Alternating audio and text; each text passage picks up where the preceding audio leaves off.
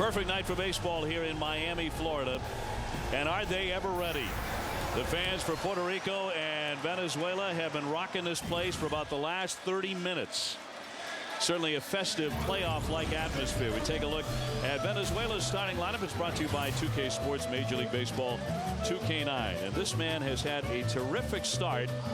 Without question, Lopez hitting .615 and 5 doubles in the tournament. Well, there were a lot of options on players there to highlight offensively, but you've got to go with those numbers. He hit almost 300 a year ago.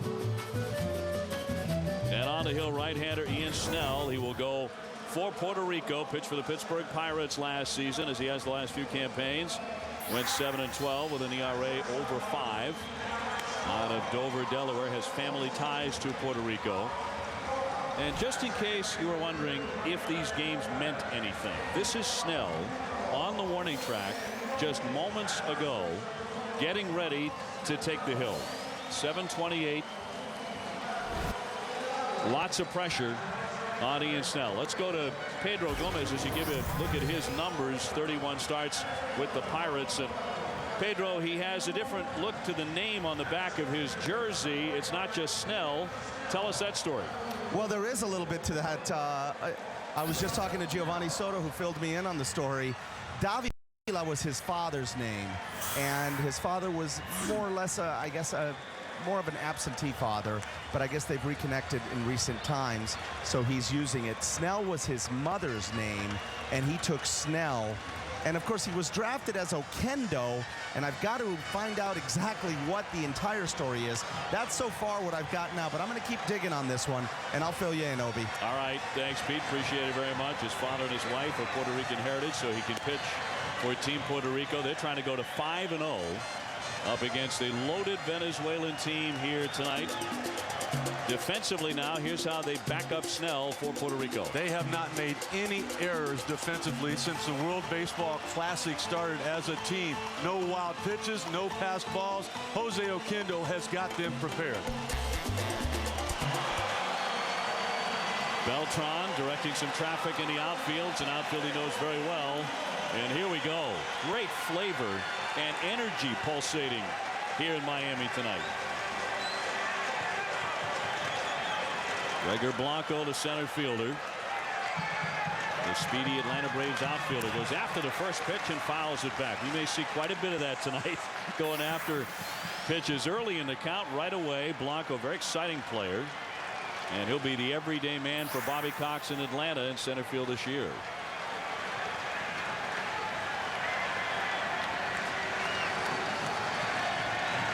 0-1 pitch again, fouled straight back to the net. It's 0-2. I tell you what, you can't help it. I mean, if you're on the mound in front of a crowd like this, you just want to throw it as hard as you can. And if you're standing at home plate with a bat, you just want to swing it as hard as you can. You could get 40,000 in here tonight by the time they're all in their seats. Snell with the 0-2 pitch. Blanco lets it go. Molina back behind the plate. Luis Sojo, the skipper for Venezuela. They defeated the Netherlands on Saturday 3-1. Thus far, their only loss of the tournament, the thrashing that Team USA handed them in Toronto 15-6. They avenged that 2 nights later. 1-2 pitch, that dips low. 2-2. Well, you could see right there with Luis Sojo talking with the guys in the dugout about the breaking ball from Ian Snell. Just spit on it. Don't worry about it. It's not that good. His power is in the velocity with his fastball. He does throw a lot of sliders. In 2007, he threw over 1,000, more than any pitcher in Major League Baseball. They'll mix in a changeup as well. That one slap foul out of play to the left by Gregor Blanco. Melvin Mora on deck, and then Bobby Abreu for Venezuela. Very few would argue the most explosive team left in this tournament. And in particular, given the injuries to Team USA over the last 24 to 48 hours. Dustin Pedroia, Chipper Jones, Ryan Braun, who's going to be all right, but all nicked up. Here comes the 2-2. Now low for ball 3. So the count is full on Blanco. Blanco has been so impressive from the very beginning of this World Baseball Classic.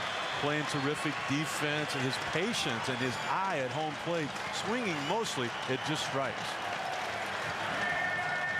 Jose Oquendo, the skipper for Puerto Rico, says that Snell will not throw more than 75 pitches, even though pitchers can reach 85 in round 2. The 3-2. In there, he got him looking, strike 3 at 95. One man out. Well, it was a great battle. It was a great at bat. I mean, you worked the count, you did everything you could, but you couldn't finish it off. It was finished with a perfect pitch. You take a look at K-zone there, painting the outside corner at the knees to pick up that big first out for Snell. Well, that's a pitcher's pitch. Right there, about knee high, out number 1. Third baseman Melvin Mora. You know, Obi, you talked about his record on the year, just 12 wins a year ago and over 30 starts. Well, you know, when you play for the Pittsburgh Pirates these days, wins are tough to come by. ERA a little high, up near 5.5. 0-1 pitch, swatted at and missed by Mora, who has 7 RBIs to lead Venezuela in the tournament. The Baltimore Oriole veteran drove in 104 runs last season. He rarely walks, and that can be said about most of the hitters you will see tonight.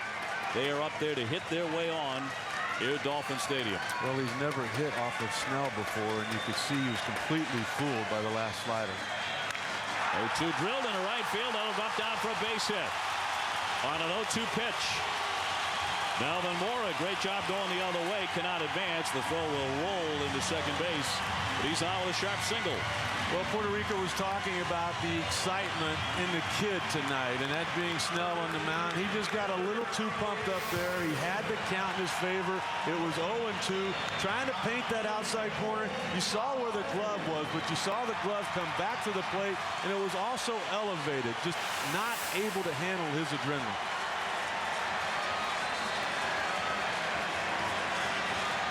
Bobby Abreu will dig in. For the Yankees last season, 296, 20 homers, 100 RBIs on the nose. And one of the few in either lineup who will take a pitch and run the count deep.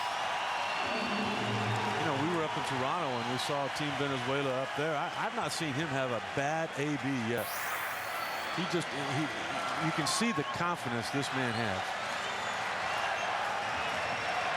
6 for 15 so far in the tournament, and that one missed in tight. Cabrera on deck, and then it's Carlos Guillen, and then Maglio Ordonez. So after Abreu, 3 consecutive Detroit Tigers, and all 3 terrific hitters. Ordonez has become a point of controversy in this tournament for Venezuela and the Venezuelan fans. That's on the inside corner for a called strike. Abreu didn't think so. Ordonez, because of his friendship with Hugo Chavez, the controversial president of Venezuela, and that has prompted Ordonez's countrymen to slam him during this tournament. Lots of boos and catcalls. I mean, it could be deafening when he rises to come up to hit in this game. Got to the point where his teammates, like Miguel Cabrera, have tried to quiet the fans during games. Pedro Gomez will have a lot more on that story. But just to warn you in advance what's going on there. Did he check? They appeal. He did not. That's strike 3. Hitoshi Waharida. The third base umpire rings him up, and there are 2 gone. Took 2 fastballs for strikes, looking at him, and then chases the hard slider. Yeah, he was out in front of that pitch. Tried to argue, but Snell, after making the mistake, 0-2, comes right back and overpowers Abreu.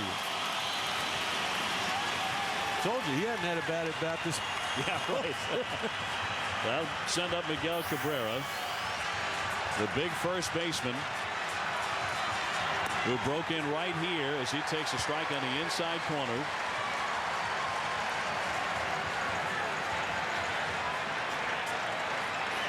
He was a major part of that success. The Marlins hanging that banner in 2003. That was the year that he broke into the big leagues, and man, did he do it with a bang. And he fights that one off foul back toward the upper deck, and the count is 0-2. He's still doing it with a bang. started out the World Baseball Classic 0 for 9. We've seen a lot of those guys with that leg tap, how they have a lot of movement from the waist down.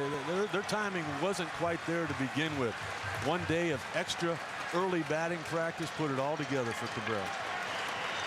Did not get a hit in the first 2 games in Toronto and looked bad. Since then, he's caught fire. Last 2 games, 5 hits, 2 homers for Venezuela. And noticeably looser. A lot more smiles from Miguel. Mora on at first, 2 down. Snell trying to strike out the side. Fly ball, that center field. This is deep.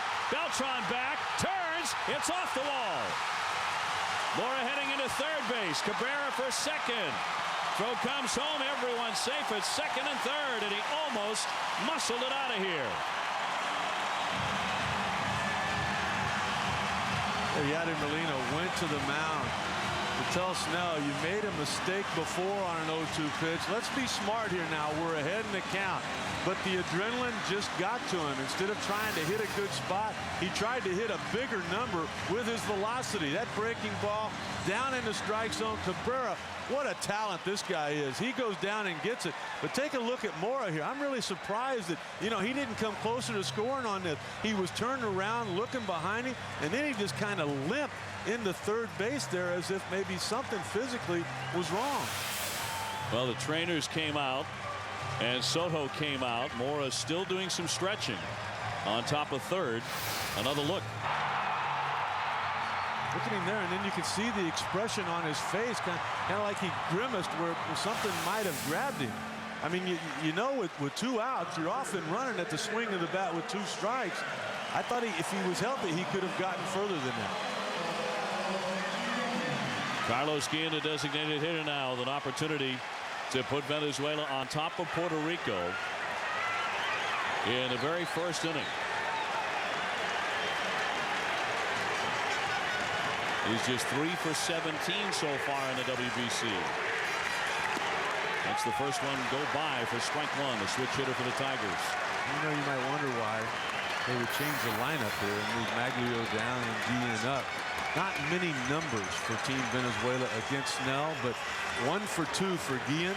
That one being a home run, probably why Luis Sojo made the swap.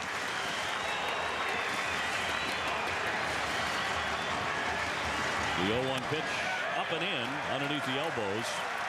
Guillen hitting on the left side of the plate. Maglio Ordonez on deck. Tell you what, it kind of reminds you of when they introduced Derek Jeter at Fenway. I mean, it's even worse than that. Politics has certainly introduced itself on the Venezuelan side of this tournament. He tried to hold up, but that's a strike, and the count goes to 1-2. Guillen committing on that pitch, and so Snell is in front of another hitter. There we go again. We've seen some outstanding defensive work behind home plate. Molina right there saving a run with that breaking ball in the dirt. Got the right last name for a catcher, doesn't he? Great catching family, the Molinas. Runners at second and third, 2 away, and the 1-2 on the way. And that'll miss low. Count even up 2-2. That ball had absolutely no chance. Wouldn't you like to have him playing goalie if you were in the National Hockey League? Take a look at the form. Look at him down on both knees. Look at the glove and the bare hand there, and the upper body tilted down so that if it were to have come up, it's got nowhere to go.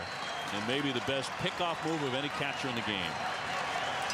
He was sleeping at first base. Here's the 2-2 from Snell. Cut on and missed. He struck him out. And 2 men are left in scoring position. Ian Snell strikes out the side, as it turns out. So the single by Mora and the double by Cabrera are wasted. And Snell comes through in the clutch for Puerto Rico. That chance for Venezuela snuffed out, and Puerto Rico is coming up to hit when we come back.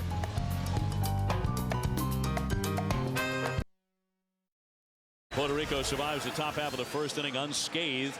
Venezuela with the threat, they leave 2. Here's a look at the Puerto Rican starting lineup. It's brought to you by 2K Sports Major League Baseball 2K9. Jesus Feliciano will lead things off.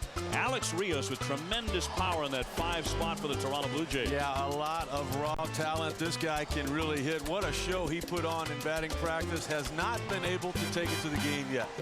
Well, Melvin Mora has not been able to come out to play third base just yet, as Felix Hernandez is through his warm-up tosses. We showed you Mora rounding second base. Looked like he came up lame, and now he is finally out of the dugout. He may have sought some quick treatment there before heading out to third. We saw the grimace. We saw the extra stretching. We'll see if he can continue tonight. You know how bad he wants to play. But if you don't score on that ball off the center field wall, then, you know, and you're not going to be productive, maybe you shouldn't be in the lineup. Still stretching it out as he plays in on the grass at third. Felix Hernandez, the 22-year-old, will fire in there for strike one to get in front of the leadoff man, Feliciano. 6'3", 230, electric stuff, describes Hernandez. This is what you look for when you talk about prospects, and it's been 9 days since he's been on the mound. There's a swing and a high pop-up over third into foul ground. Mora arranging. Scudero, the shortstop, over, but that one is out of their range. And near the bullpen. Ordonez in to help out as well. You know what? It was even worse watching Mora try to run there after that pop-up than it was watching him coming around second. Kind of painful. He is really favoring something. I'm thinking it's like a lower back. I mean, I'm just guessing right now. But right there, look at how something just grabbed him. You know, I mean, he almost stopped and stood straight up. Feliciano, big swing and a miss. On a pitch down around his ankles, he strikes out. That was pretty filthy for strikeout number 1 for Felix Hernandez. As good as any curveball in baseball today. He's got a slider. He can throw 100 miles an hour, and he's got a changeup. He has got 4 pitches that are all well above average.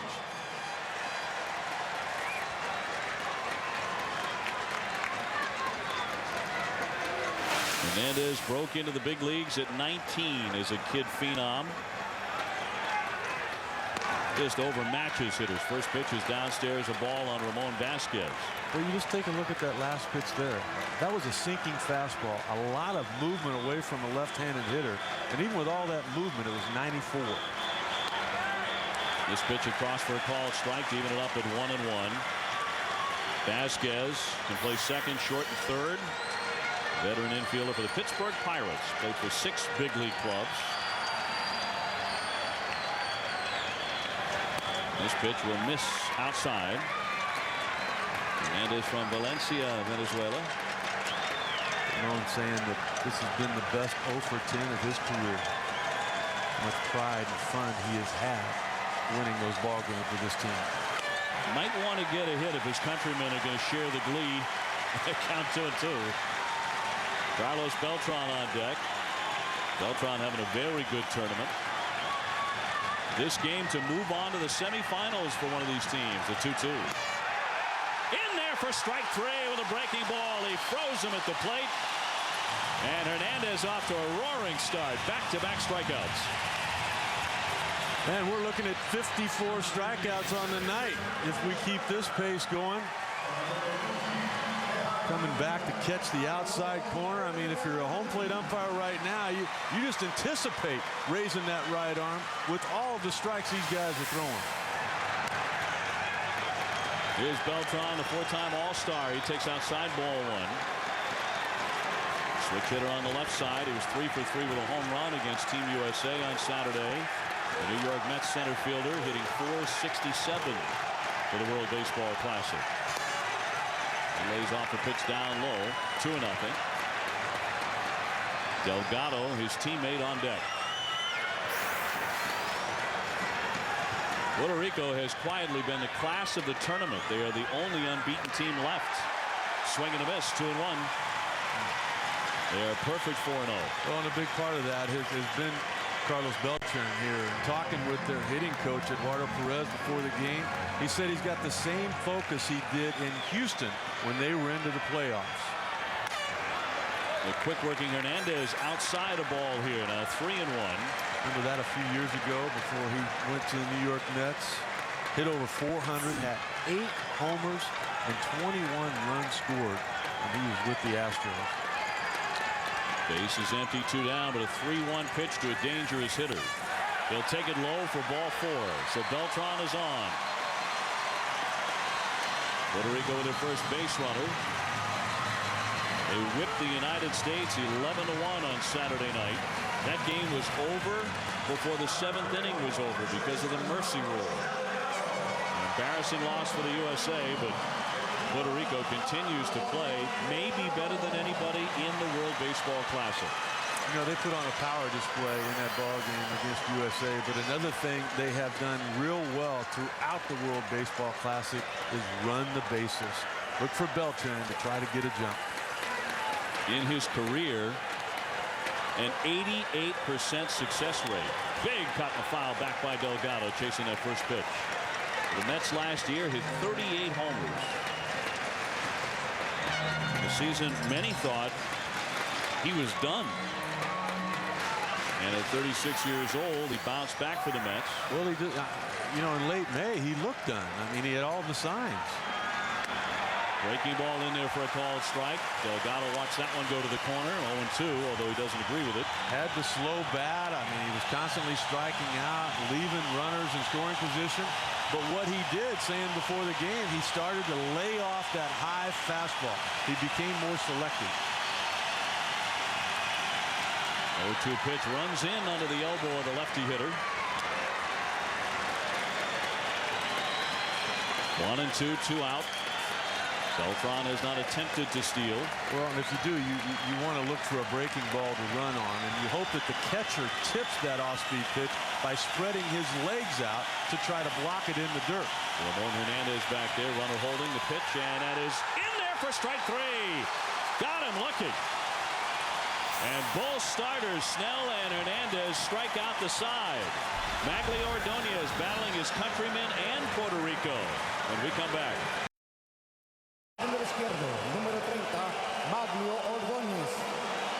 Well, that's a sound we've heard throughout the World Baseball Classic when Venezuela has played. The good friend of the Venezuelan president, Hugo Chavez, Maglio Ordonez. He's gone to bat for him in television advertisements in Venezuela. And a lot of these fans, the Venezuelan fans, don't like it. Tries to check. And did he go? He did not, according to the first base umpire, Masato Tomoyoshi. It'll be Ordonez, Jose Lopez, and Ramon Hernandez here. All of the outs in the first inning on strikeouts. 1-0 to Ordonez. He comes up empty. His son is here as well, Maglio, keeping an eye on Pop. And Pedro Gomez is with us here tonight as well. And Pedro, he struck out the other day. They really booed him hard when he was taken out of the game by Soto. They cheered. Dave, they did, and there was actually a scene the other day where he fouled a ball in the stands, and the fans were booing the fan who caught the foul ball because he wouldn't throw the ball back. It's gotten pretty ugly. Tonight actually is more tame than it was on Saturday, or it was in Toronto. He told his wife and kids before they came, expect the very, very worst. This is not going to be pretty. There's a lot of people that don't like me. I asked him, what's going on? Why are they so anti him? And obviously you touched on it. He has done some very pro Hugo Chavez announcements back in Venezuela. He in one spot he says the best of the revolution is still to come. A lot of the Venezuelans that live here. And he's going to take a seat and listen to the crowd here on both sides. Strikeout number 4 for Ian Snell. I know that Hugo Chavez has reacted. The president of Venezuela says that everyone has the right to think about politics. Viva Maglio and all our patriots. That was right from the president's office, Pedro. It's true, and Maglio's thinking is that you know what, I'm allowed to express my own opinions. He did have a spot where he said the best of the revolution is still to come. A lot of the Venezuelans who live in Miami are anti-Chavez, which is why they're here, which is they're trying to protect their interests back in Venezuela. And it's very much a hot button issue. And I don't know that there's going to be any resolution anytime soon. The one thing that Maglio told me before the game is that he's not here to be a politician. He's not here to talk politics. He's here to play for Venezuela and help Venezuela win the World Baseball Classic. And that's what his teammates and he want everybody here that is for Venezuela to win to get behind. All right, Pete, well, last month appearing in those TV ads supporting a proposal by Chavez to eliminate term limits for the president and other elected officials through a constitutional amendment. Voters actually approved that proposal on February 15th in a referendum.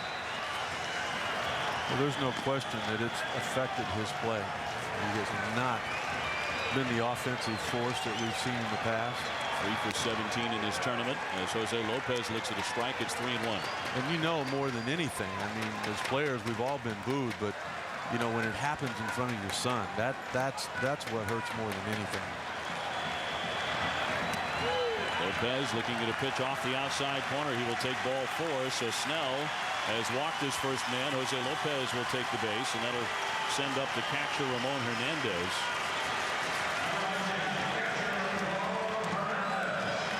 You know, that's one thing, just thinking about Melvin Mora, even with the base hit, if he's physically not healthy, you've got to get Lopez, to me, if you're Luis Sojo, up there in the top of the order somewhere. They've just not been able to get him out.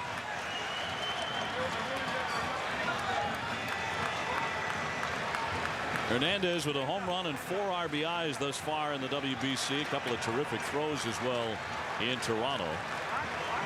And another in this lineup that you can have a lot of difficulty walking, although that's exactly what Lopez just did. He gets back in at first.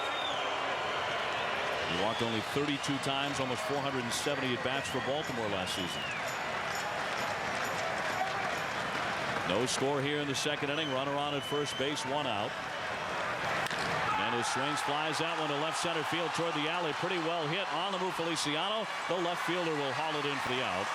Back to first goes Lopez. And they're 2 away. I don't know if there's a more athletic outfield in the World Baseball Classic than the one you're going to see here tonight with Puerto Rico.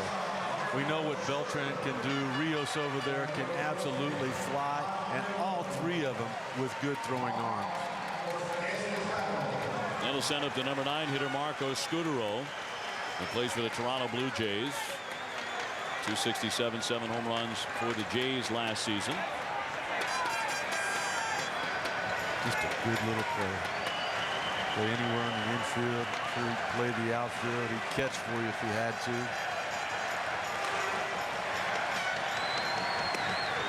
First pitch, breaking ball in there for a strike on Scudero. Wow. We finally got an out that was put in play. First one for either starting pitcher. Jose Oquendo says that none of his starters are ready to go the pitch limits. He said the WBC has their pitch limits. We have our own. So you won't see more than 75 out of Snell. And because Javier Vasquez needed only 67 pitches in 5 innings on Saturday against the United States, and the game ended under the mercy rule in the 7th inning, Puerto Rico used just 3 relievers. So they are rested and they are stocked for tonight. Well, and you know what? They're prepared, too. Jose Oquendo told these guys, if you want to play for Team Puerto Rico, you need to play in some games. You need to get started. A lot of these guys played in winter ball. A lot of these guys got to spring training early. And you know what? They're doing that to try to stay healthy.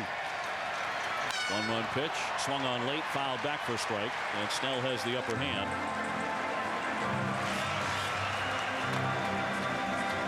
Another thing Eduardo Perez was talking about, out of all the players Puerto Rico could have had on their team, I mean, nobody backed out. I mean, it's so important to Jose Oquendo and everyone back in Puerto Rico that this team represent their country and do it well. Another toss over to first base, the runner back in.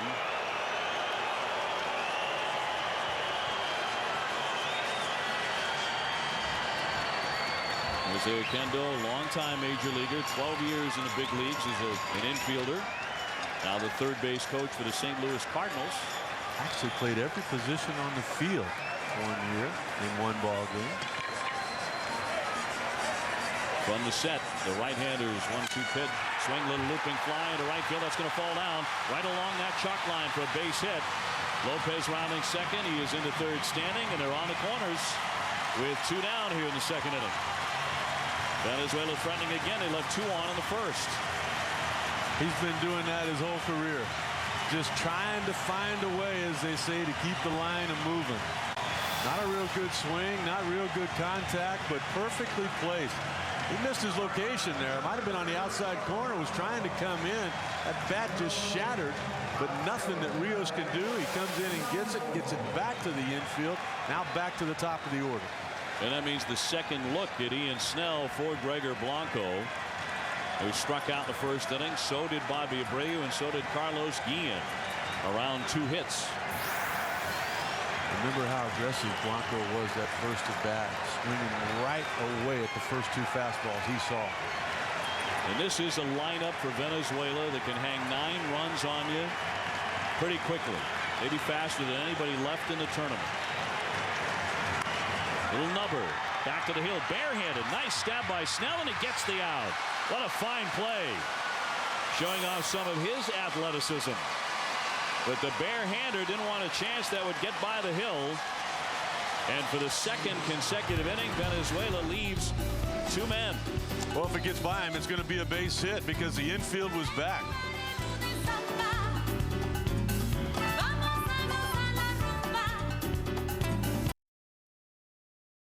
Trey, thank you very much. Here in Miami, it'll be Rios, Pudge Rodriguez, and then Felipe Lopez. And they will be up here as 5, 6, and 7 for Puerto Rico. Rios with prodigious power when he gets it going. Had kind of a disappointing season for the Toronto Blue Jays last year. Thus far, so 1 for 12 in this tournament. He did rip 47 doubles last season, but the home runs went down from 24 to 15. You know, I agree with you. He was an all-star in 06 and 07. Did not make it a year ago, but there's still an awful lot of offensive numbers there. Drove in 79 runs. He can certainly steal a base. A big arm in the outfield. That's across for a called strike. It's 1-2. Pudge Rodriguez on deck, really swinging a fine bat in the World Baseball Classic. Has won himself a major league job, perhaps because of the work he's done in the WBC. This one down low to make it 2-2.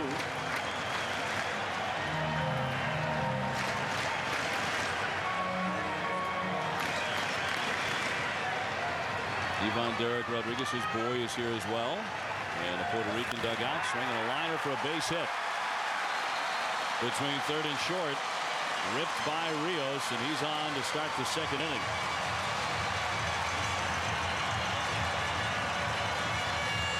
Hernandez get up his first hit. A little bit of that talent right here. Being able to go up and get that pitch. That fastball in on him. Look at how quick he is with those hands and getting that body open. And you think he was quick there. Watch how quick he can get at first base. Well, here comes Pudge. 1999 American League MVP was without a job until today. As far as a major league gig, but he has agreed to terms for 1 year with the Houston Astros. For $1.5 million, he can double that with incentives. He takes this one up top for a ball. He is 9 for 15 with 2 home runs in the tournament. Pudge is a guy that could hit anywhere in the lineup, and he has throughout the most part of his career. Can handle the bat. If you want to hit and run, he's a guy you can do it with. Runner goes. There's a swing and a chopper to the right side. Lopez has to wait, and that one scoots on into center field. It hit him. And that's what everybody's pointing to. And here comes Soto out to argue. They're going to argue the point with the umpire, Mark Wegner. And did Wegner miss it? Well, home plate umpire and the crew chief, Ed Rapuano, is standing there at home plate. He had a perfect view of it. He's got his hands on his hip, And to me right now, if I'm Luis Sojo, I say you need to get some help. All you got to do is bring the crew chief in. There you go. Bring everybody together and get the call right. It struck him. He's out. They're going to huddle on this one. Take a look at it. He never saw the ball. He never looked up. It kicks off his leg. He has to be called out right there. And you just hope that they're able to huddle and get this call right. You saw Lopez point to it immediately, but Wegner never made a signal.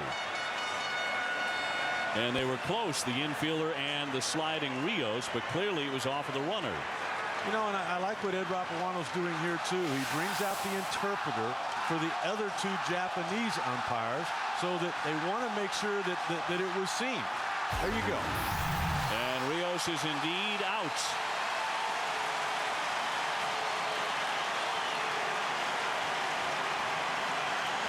So one man gone in the second inning. Very easy call to make. Rather shocking. Wegner didn't see it right in front of him.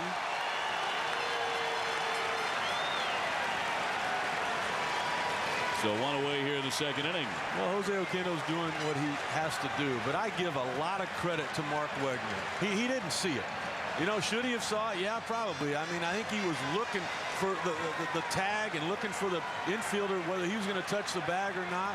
The ball kicked off his leg, so he went to his buddies to get some help, and they got it right. Ed Rapawano saw that play clearly from the beginning. He brought the other two umpires in to get their opinion, and then made the right call.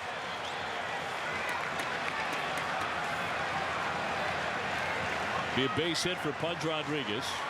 He's the runner at first, but now with one away. And here's Lopez. Lines that one into left, and Maglio may have had some difficulty with it initially. We've seen that from outfielders in this ballpark. But he makes the catch for the out. And there are two gone. Well, it tells me that it was just a straight steal on the part of Rios because he did not pick up the baseball. On a hit and run, when you take off, you have to look back at the time you anticipate the ball getting there to see what the hitter does.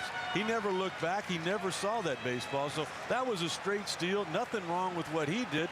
Pudge was just protecting him, and just a bad break for Team Puerto Rico. Here's Yadier Molina, St. Louis catcher.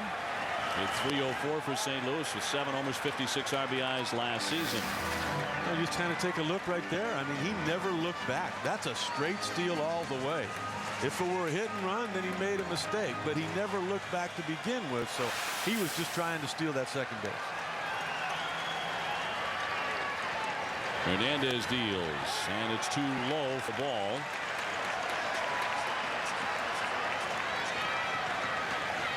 Hernandez not only an outstanding young pitcher, he can also hit a little bit. Last June 23rd at Shea Stadium in an interleague game, he belted a grand slam, the first by an American League pitcher since 1971. Yeah, who'd he hit it off of? Johan Santana, of all people. Low again with this offering. The count 3-0.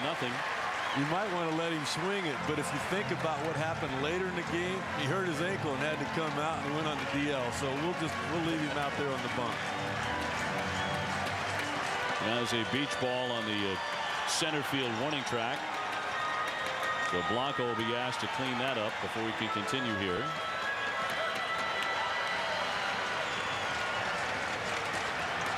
Puerto Rican colors. Venezuelan colors. Yep, it is. It is festive. Great energy here. Oh, you could feel it when we pulled up to the ballpark about 4:30 this afternoon. It has an international soccer flavor to it. That's across for a called strike right down the middle on Molina. Alex Cora would hit next if given a chance. There are two away. I wouldn't know about that. Now you would, Mr. World Cup. Well, it definitely has that buzz to it.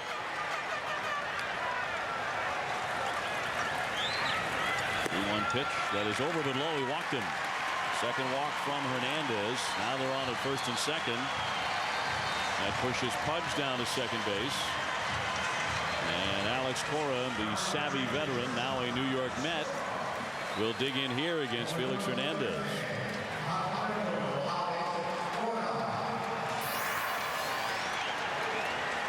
Every team that he's played for, he's made better. You agree? Absolutely. One of the smartest players in the game. He is bound to be a manager one day. Got a great head for baseball. That first pitch will miss down low for ball, and now Hernandez wants to walk it out to Felix Hernandez. You know, I remember 2 years ago, Boston Red Sox had a little short second baseman that they wanted to try in the big league. They felt like he could play.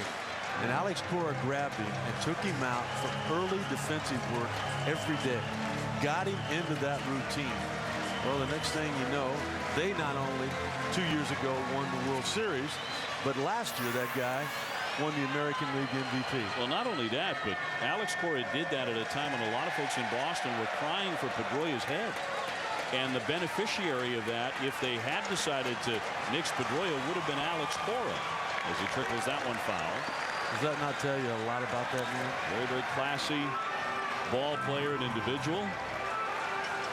Hit .270 for the Red Sox last season. And some injury issues, but now playing for the Mets. Feliciano on deck. Runners at first and second here. Rodriguez and Molina get their leads. No score in the second. Fly into left field. Hit gently at Ordonez, and he's there for the catch. Side retired. 2 men left. So both sides have had their opportunities. It'll be Mora, Abreu, and Cabrera. Some big bats coming up for Venezuela. Night here in Miami, Florida. Rick Sutcliffe, Dave O'Brien, and Pedro Gomez with you. Time now for our Coors Light cold hard facts. Some pretty good numbers for Puerto Rico in the 09 WBC as opposed to their opponents who have been shut down totally.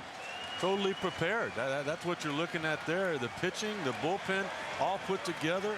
Running the bases, the power, the average.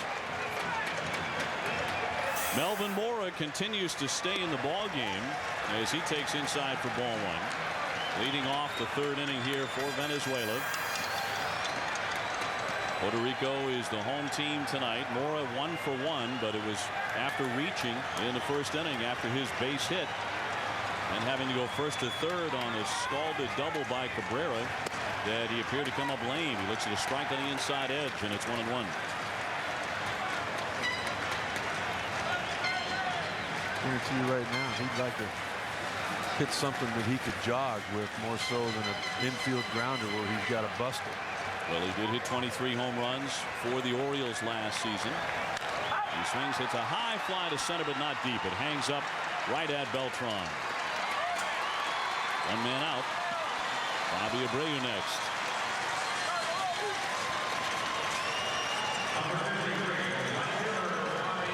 Snell now 27 years old. He once tossed a no-hitter in the minor leagues. That was back in 2005.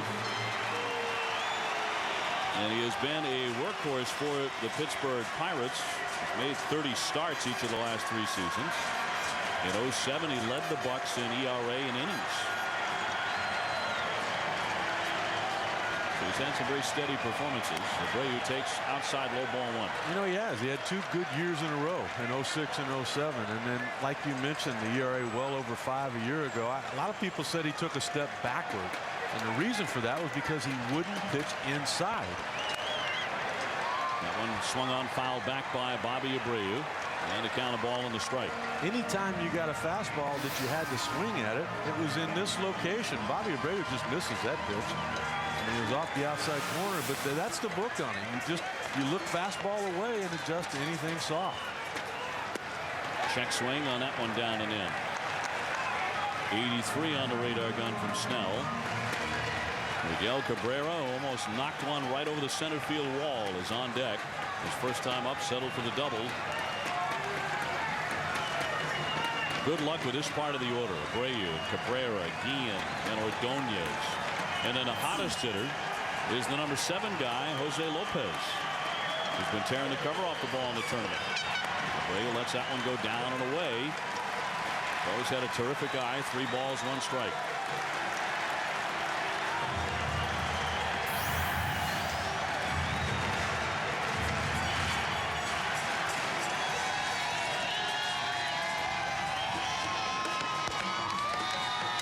Hitters count the 3-1. A called strike.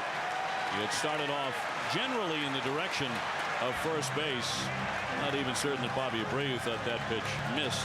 Let's take another look. I think he was completely fooled. It was the first real good changeup that we have seen from Snell there. Everybody looking fastball on a fastball count, and this young man on the mound showing you another weapon. 3-2. That's going to miss inside for ball 4. Second walk from Snell. You know, that's the reputation on him right there. I thought this pitch was awful close, but as a hitter, you don't look for it, and as an umpire, you're not expecting it. Just missing that inside corner. That's been the knock on him. But credit to him there will be that at least he attempted to get that pitch there. So man on at first, one man out. Venezuela continuing to give themselves scoring chances in a 0-0 game. And here's Cabrera. All of a sudden his batting average for the tournament up to .300 after an awful start. He looks at a strike. Doubling off the center field wall in the first inning. We talked about the big Detroit Tiger breaking into the majors as a Florida Marlin right in this ballpark June 20th 2003, and he belted a 2-run walk-off game-winning homer in the bottom of the 11th inning to beat Tampa Bay in his very first major league game. Andres Galarraga was talking to the young first baseman about the harder you work, the luckier you get. And that's what that extra batting practice was all about. There's the big cat. Now the throw, that one strikes the base runner right off of Abreu. It rolls into right. No advance by Bobby. I don't think it hurt him, but it looked like it hit him in the elbow. Boy, Snell very fortunate there. I mean, look at Delgado. He had no chance. The ball hit him in his left elbow. It was already by Carlos Delgado. Could have been down the line. Abreu might have gotten the third if he could have kept that elbow tucked.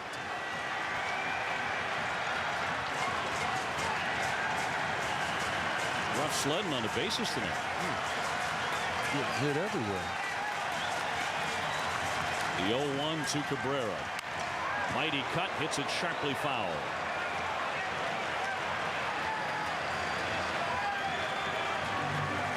Bobby Abreu, not the young man that he was years ago, but just recently turned 35, back about 5 days ago, but he can still run. 20 home runs, 20 stolen bases combined again last year. Digging out a pretty good lead as Delgado holds him at first. One away. The runner goes. Swung on and missed. Here's the throw. Won't get him. Abreu really added on to that lead after getting drilled by that throw. And Molina, who has that outstanding arm, could not nail him. So he's into scoring territory. Now Cabrera winds up swinging through it, and down he goes for strike 3. Well, you're exactly right. He was probably 2 feet off further than he had been on any other pitch. He pitched a perfect pitch to run on. A breaking ball in the dirt. All Molina can do is come up with it and from his knees try to get it down there quickly. And you know, credit that you don't let that ball get away from him. Let Abreu get to third there and compound the problem you're already in. And Cabrera looking to protect, but could not do it as he strikes out. So there are 2 away. And the batter will be Carlos Guillen, the designated hitter. He whiffed in the first inning when Ian Snell struck out the side. Still no score here in the third. The winner automatically moves on to Los Angeles and the semifinals next week. You know, I think if Guillen continues to struggle in here, I mean, with runners on base, opportunities to drive in runs, you might see Lopez hitting behind Cabrera the next time Team Venezuela takes the field. Guillen scuffling in his classic 3 for 18. Takes a strike. You know, for me, managing in this World Baseball Classic is kind of like managing the World Series. You got 7 or 8 games, and it's not really who the best team is. It's who's playing the best at that time. And who's swinging the bat better right now for Luis Sojo than Jose Lopez? Nobody. And yet batting 7th in the lineup tonight. Exactly. Abreu at second base. Missed the spot. That pitch outside for ball makes it 1-1.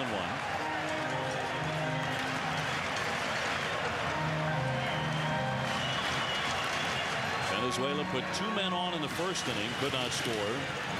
2 men on in the second inning and did not get a run. Now a runner at second base, but with 2 down in the third. And now Snell will take a little walk off the backside of the hill. Carlos Guillen's always been able to swing the bat, but finds himself out in left field this year for the Tigers. Another new position defensively. Guy's played short, first, third. He's been all over the place in his 11 years in the big leagues. And a new one coming, the 1-1. That trims the outside corner. Let's face it, it has been a pretty good-sized plate tonight. Ed Rapawano wants you to swing the bat. You know what? Everybody's got a reputation, and both these guys on the mound have a reputation for not only throwing strikes, but being overpowering. And you know what? That home plate, it has. It's been a big one tonight, but it's been big both ways. Snell with a 1-2 pitch. Abreu at his back. Line into left center field. A dive by Cora. Couldn't get to it. Here comes the run. Abreu scores 1-0 Venezuela. There's a manager that's feeling real good about himself right now. Had some options. Knew that Maglio was struggling. Knew that he needed to get some production from that spot in his order, and he made the exact right move. Guillen struck out in his first at bat, but now he strikes with a base hit and an RBI to give Venezuela the lead.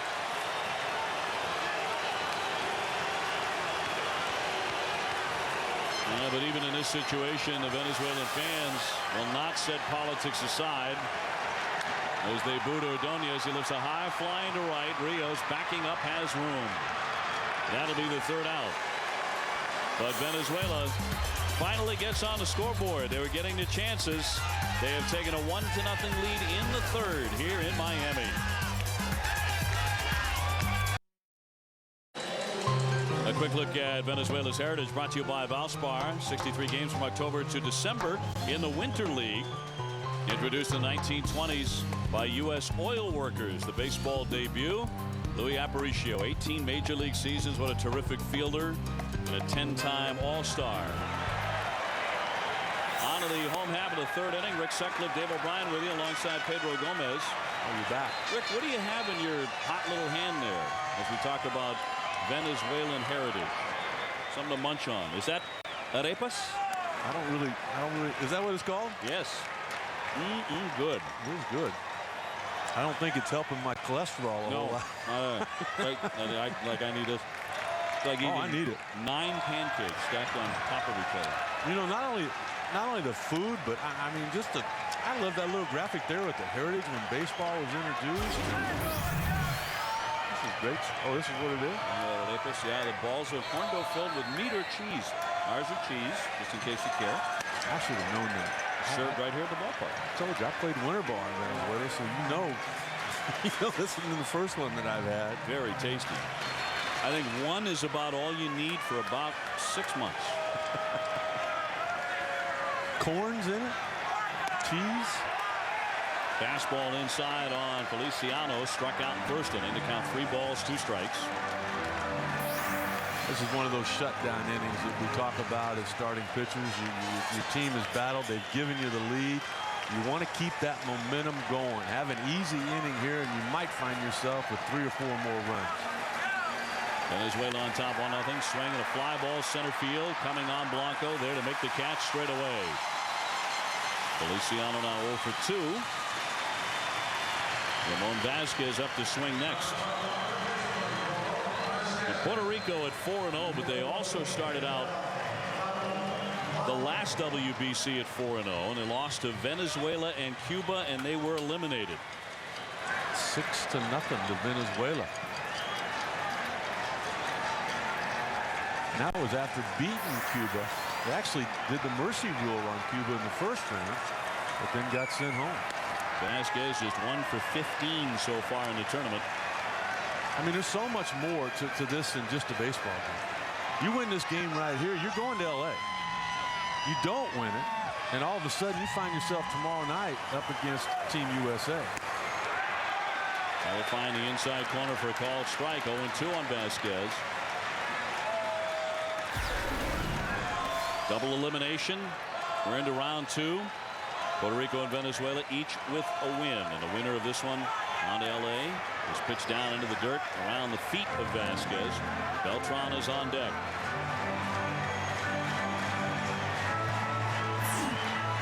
Puerto Rico so far outplaying the field, a 0.53 team ERA, a 3.44 team batting average.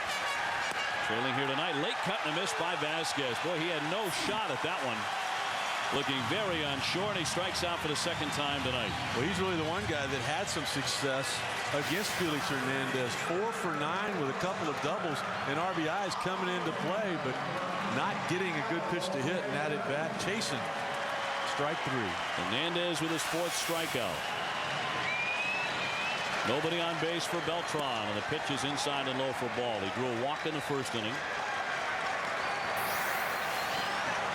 Beltran coming off a very solid season in New York, and he was second in the National League in runs. 116 runs scored, 112 RBIs. Swings and fouls that one off to the left, off the end of the bat. OB, you know that a lot of times having a good year has a lot to do with the protection that's in the on-deck circle when you're up there hitting. Beltran right there, you're not going to pitch around him here because you've got even more power coming up next. So you got to challenge him. That gives you a chance to have a good year. Delgado on deck. Swing ground ball past third, just inside the line. That'll roll down into the corner. Ordonez with a long run onto the warning track to get to it. Beltran has a walk-in double. First extra base hit of the night for Puerto Rico. And threatening to tie it here in the third. There's that focus that we were talking about. This is like the playoffs, maybe even more important to him than it was back with the Houston Astros, but putting up the same kind of numbers, hoping here that his buddy can pick him up, teammate Carlos Delgado. Teammates for Puerto Rico and in New York with the Mets. Delgado whiffed, caught looking in the first inning. He had 2 RBIs on Saturday against the United States. Part of his big year in 2008, he had a 9 RBI game against the New York Yankees in June. That'll get some Met fans off your back. One game? Yeah.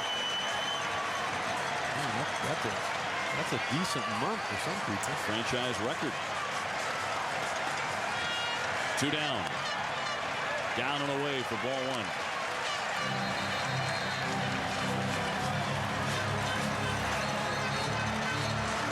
The 9th time in 11 seasons he drove in 100 runs plus. He has hit 469 homers. This one inside under the elbow. 2-0. It's so much fun as you look in the dugout and these guys are chewing the gum a little bit faster. I mean, the clackers in the stand, they're getting going a little bit quicker, a little bit louder. These games, I mean, with every day that passes, they become more important. Oh, he went for it, trying to knock that one deep to right field, but came up empty. 2 balls, 1 strike, 2 out. Venezuela with the 1-0 lead. Beltran, if he scores, will tie it. Hernandez deals, and that's too far inside and low. Now 3 balls and a strike. Yeah, that's a big difference. You say that Beltran's in scoring position. Well, a lot of people think Delgado is too. That 38 homers that he hit a year ago would have led the American League. 3-1, waved right through it. Full count, 3-2. Well, we talked about it with Beltran, that you weren't going to pitch around him because of the respect that you have for Delgado. There's a difference right there. On that 3-1 pitch, instead of challenge him with a fastball, went with the breaking ball. Maybe a little bit more confidence in saying, you know what, I don't mind walking you. I'll take my chance on Alex Rios. Hernandez looking for his 5th strikeout. The runner goes, and that is inside. He walked him, and down to third moves Beltran.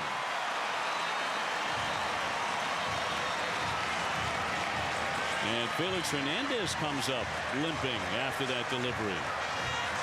And he's going to need a little conversation from the trainer and maybe some treatment. Soto out as well. We've already seen Melvin Moore, the third baseman, come up lame. He just kind of spun out a little bit on that front foot. He was kind of grimacing a little bit, though, like maybe his ankle or his knee. But, I mean, they weren't out there long at all. He got right back up. You're not coming out in this situation. Knowing this guy and the little bit I do, we've seen from him, if that ankle was broke, he's still going to try to get this out. Beltran advancing to third on a stolen base.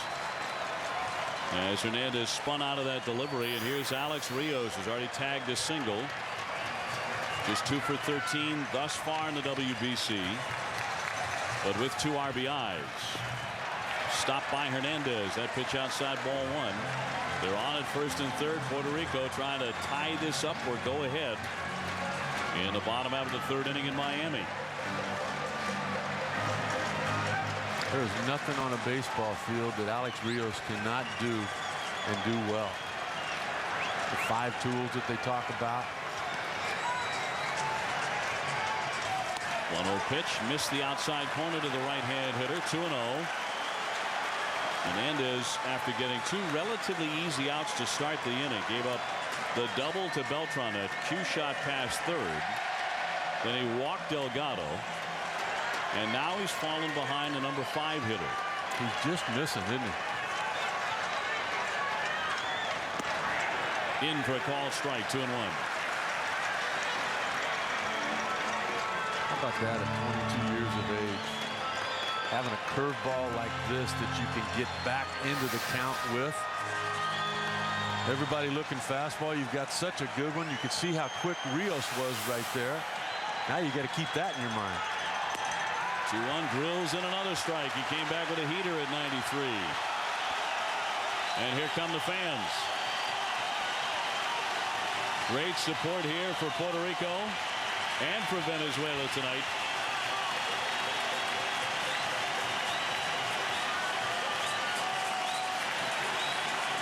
The 2-2.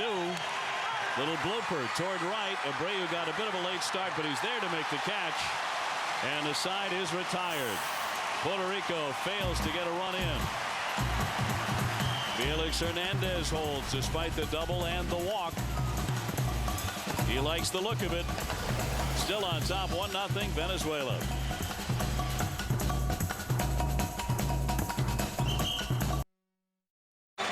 On to the fourth inning, Venezuela with a 1-0 lead over Puerto Rico here in Miami. And aerial coverage is brought to you by DirecTV. Now get over 130 of your favorite channels in high definition. Jose Lopez cuts and misses at the first offering from Ian Snell. The pitching has been very, very good here in the first 3 innings on both sides. It has been good, but you're starting to see the end of the line for both of these starting pitchers. 0-1 swatted at, late cut fouled away off to the right. 0-2. Both of these managers to this point have done a great job in staying a step ahead of any trouble that might occur. Snell came into the inning with 56 pitches. And they talked about him not throwing more than 75, and Hernandez has thrown 57. There's a swing and a line shot into left center. Feliciano on the move. He'll track it down. In fact, he almost overran that ball. He had to reach back for it to put away Lopez, who hit it well. Let's take a look at the night for Ian Snell on the mound. It all started in the very first inning. Blanco looking to start the game for strike 3. And you got Abreu chasing. Now we're swinging. All of a sudden we're looking again to start the second, and more chasing there on the part of Cabrera. What a performance. I mean, he's never pitched in a bigger game. He's never had a bigger stage, and he has come up big. The Pittsburgh Pirate has gone 3 1/3, 59 pitches, 5 Ks. But the bullpen is active for Puerto Rico. As Ramon Hernandez gets in, 0 for 1 with a fly out to left for the catcher. He takes ball one. You know, not really a knock on anybody with the Angels or the Cubs or the Red Sox, but you know, you win 15 games for them, they're winning 95 to 100 a year. Try winning 15 for a team that's winning 60, like Snell has had to do. 1-0 pitch, big cut and a miss there by Hernandez.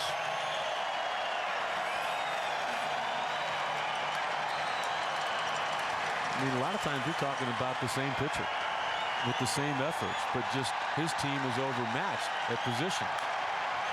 Fouled back by Hernandez. That'll drop into the seats behind home plate. He won 7 for the Pirates a season ago.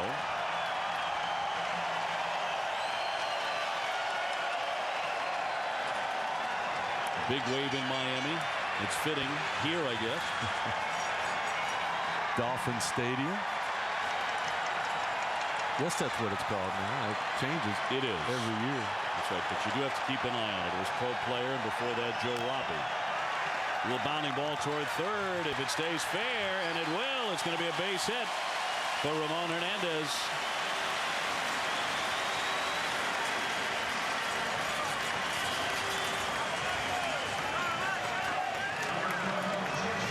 So the Orioles catcher is on with a single, and that'll send up Marco Scutaro. Venezuela getting lots of scoring opportunities. Another man on here in the 4th inning. It had at least one on in every inning.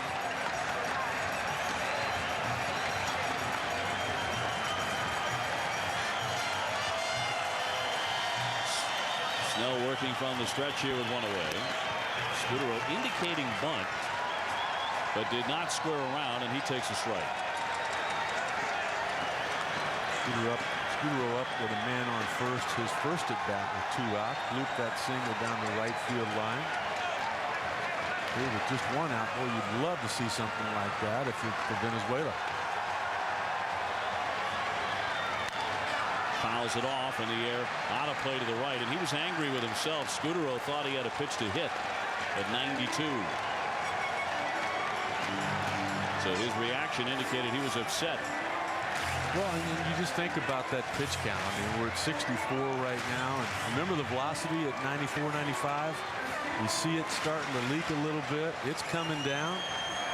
It's telling you that this is the point of the season where this young man's arm's at. Well, and Jose Oquendo said that on behalf of his whole staff. That's why he's going with his own pitch limit instead of the WBC pitch limit. He's going to miss inside for ball now 1-2. Because he doesn't feel any of his guys are ready to go 85 pitches, for example, tonight. Well, you're at the bottom part of the lineup. You hope to get through that, but that was a hanging breaking ball. This is supposed to be a curveball. Take a look at that. I mean, it's just spinning, which means that all of a sudden that arm strength is starting to get away from it. Spun right across the plate. 1-2. Scutaro will let that one pass for ball outside. 2-2.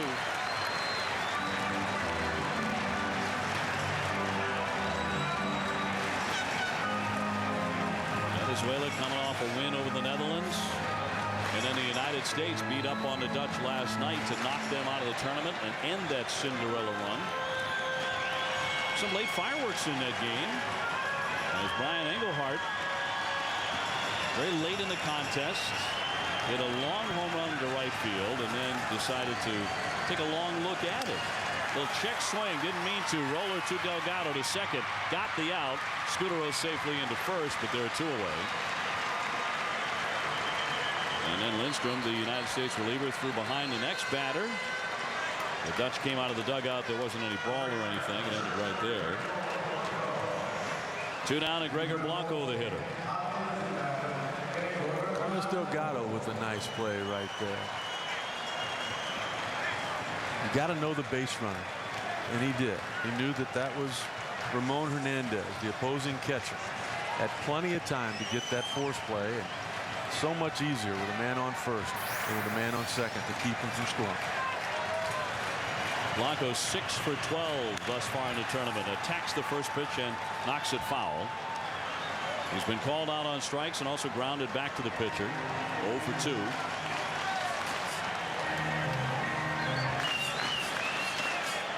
He's now 0 for 5 against Ian Snell. an option Team Venezuela had in the center field spot and leadoff spot. Andy Chavez 4 for 5 off of Snell. And Chavez 7 for 14 in the WBC. Swung a good bat, done a real nice job setting the table. Well, you know, it's kind of been a rotation thing at center field for Luis Sojo. I look for Blanco to be catching tonight with part of that rotation. Blanco with the homer against Team USA. He threw out a runner in the 9th inning trying to steal. Man at first, 2 away, 1-0 Venezuela, 4th inning. Top half, Venezuela hitting. Swinging a foul back by Blanco. Bobby Cox so enamored of Blanco, he has said he could play any position on the diamond. He is such a good athlete. Bobby Cox is one of those guys when he talks, I listen. Yeah, me too. That's in fact why I took the note.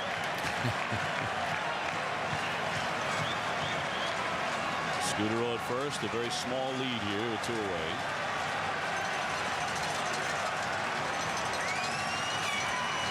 Snell deals, and it's fought off again by Blanco. He can be a very pesky hitter, difficult to put on ball 4.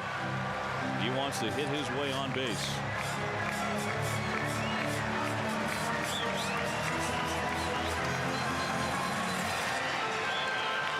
It's one of those spots where I think Snell could take his game to a whole nother level. Just something middle in and elevated.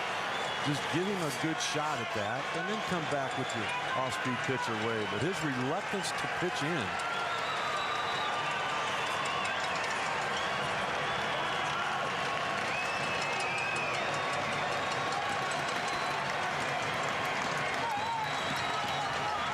Molina down on the sign, and not too much time being taken between Molina and Snell, having some trouble hooking up here, and Blanco stepped out.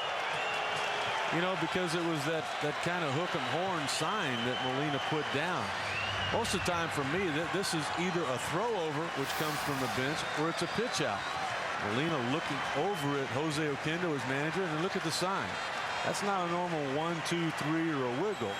That's when Snell stepped off. Like, wait a minute, I haven't seen that one yet. Usually that's a throw over. A lot of times they'll just put the clenched fist down for the pitch out.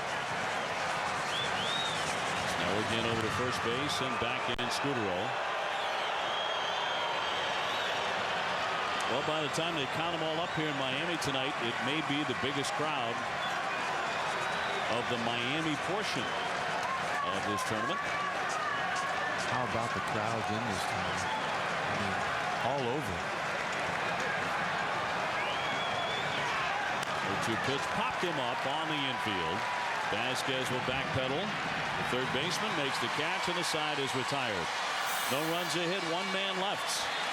And through 3.5 here in round 2 of this tussle between Venezuela and Puerto Rico, it remains 1-0 Venezuela.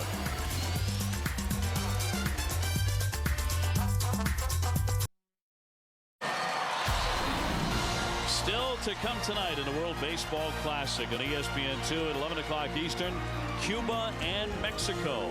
All of these games are available on ESPN Deportes. I stayed up and watched all of the game last night. Korea continues to look good, don't they? There's a ground ball punch to the right side by Pudge Rodriguez, right at Lopez, and that's a quick up and over for the out. As Puerto Rico bats here in the 4th inning, 1 away, they trail 1-0 to Venezuela. Lopez will dig in next. You know, that crowd in San Diego looked every bit as excited as this one here. Let's take a look at the excitement where it all started. Tony Perez and Dave Concepcion. Dave said, you want me to come out a little bit? That was awesome. You know, I was talking with Miguel Cabrera before the game, and he said that his idol growing up, his hero, was Davey Concepcion. That's who he wanted to be. And, you know, of course, it was a different body he had then, but he came up as a shortstop. Lopez over one. He is lined out to left. And, of course, Tony Perez in the Hall of Fame. 2 great Cincinnati Reds, part of the Big Red Machine. There's a swing and a miss to make it 1 ball and 2 strikes on Lopez. Did you ever see a more complete top-to-bottom team than that one? Well, that Dodger team back then was pretty complete. They went at it pretty well, but no, I agree with you. 1-2 pitch. That's in there for strike 3. Lopez frozen in the box. That caught the inside edge, and Hernandez has struck out 5. Well, you talk about a complete package.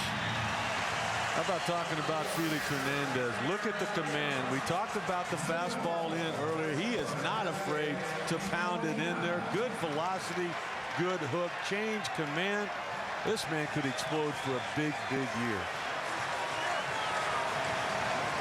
Terrific athlete, great basketball fan as well. As Molina swings, it's a little ground ball up the third base line, pouncing out of Hernandez. The catcher throws and gets him at first base. Boy, he got out there quick and down that line. He wasn't going to let it roll. A spin, a gun, and he gets Molina. I'm sure respects the play more than anybody else in the ballpark. Although it makes it a 1-2-3 inning. Out of the 5th, 1-0, Venezuela.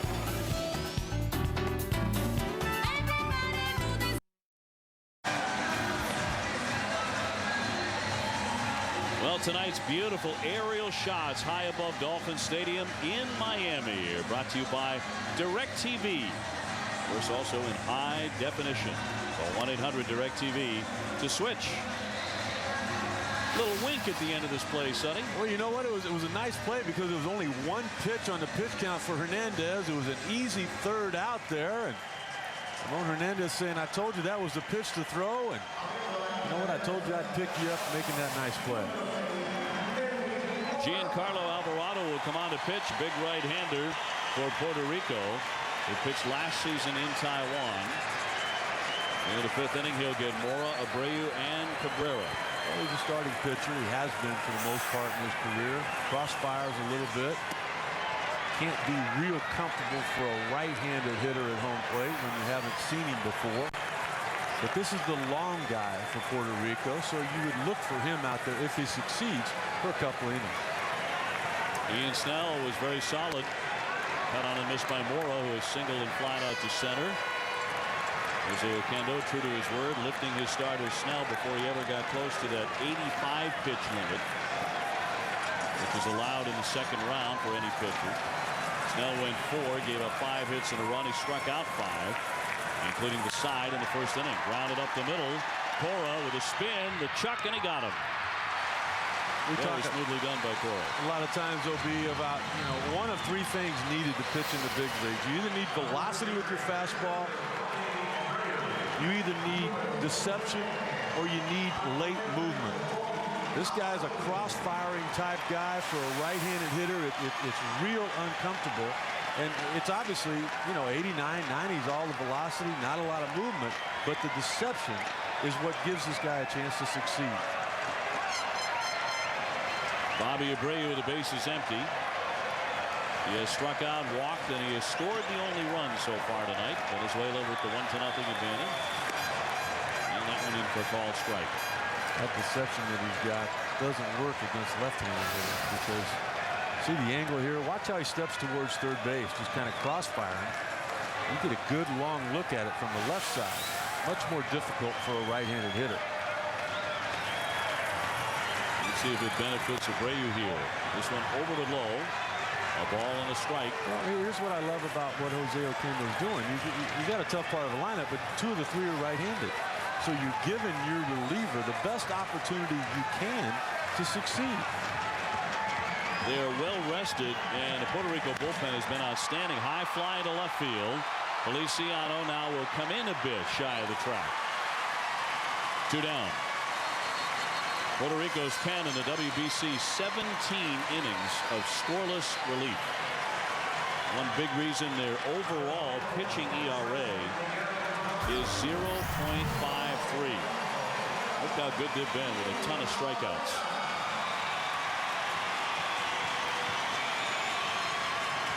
Two down for Miguel Cabrera. He's doubled and struck out. Nobody on base for the big fella. He takes a strike. 2 home runs so far in the tournament for Cabrera. Well, this right here will be the best opportunity that Alvarado will ever have to get Cabrera out. Massive cut foul back to the net. 0-2. I mean, you just do not throw 89 miles an hour in this location and get away with it with Miguel Cabrera. You don't have a little deception. He's just not seen that look, and up to this point, he's only seen 2 pitches in this at bat. Cut on and miss. Boy, he was late, and it was 89 again. He strikes out for the 2nd time tonight. Alvarado looking sharp, gets him 1-2-3. Midway through, still 1-0 Venezuela.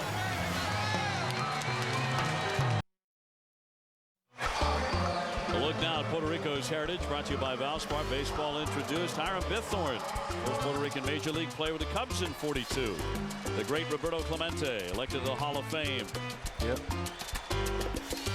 Orlando Cepeda, 16 terrific years, went into the Hall in 1999. Baby Bull. Alex Cora leading off in the bottom of the 5th. Puerto Rico down a run to Venezuela. Although getting opportunities, thus far they have stranded 5. Felix Hernandez back up there on the hill here in Miami. The last inning did him a lot of good, such as 6 pitches. Yeah, it really did. And the only time that he's allowed the leadoff man to get on base was back in the 2nd inning. And remember Rios with the base running problem where the baseball hit him. Chance to score some runs in that inning, but other than that, he's just been outstanding.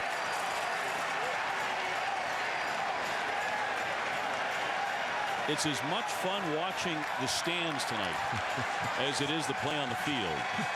I missed some pitches myself. 2-1 is down low to make it 3 balls and a strike on Cora. Very cagey hitter. You know, I mean, isn't that what it's about? I mean, you pay your money, come out and have a good time. I don't think you have to tell anybody in the ballpark tonight to do that. They are totally on their own program with that. They're getting it done. A strike on Cora. And once fouled off with 18 consecutive pitches before he got one he liked, and then hammered that home run against Matt Clement.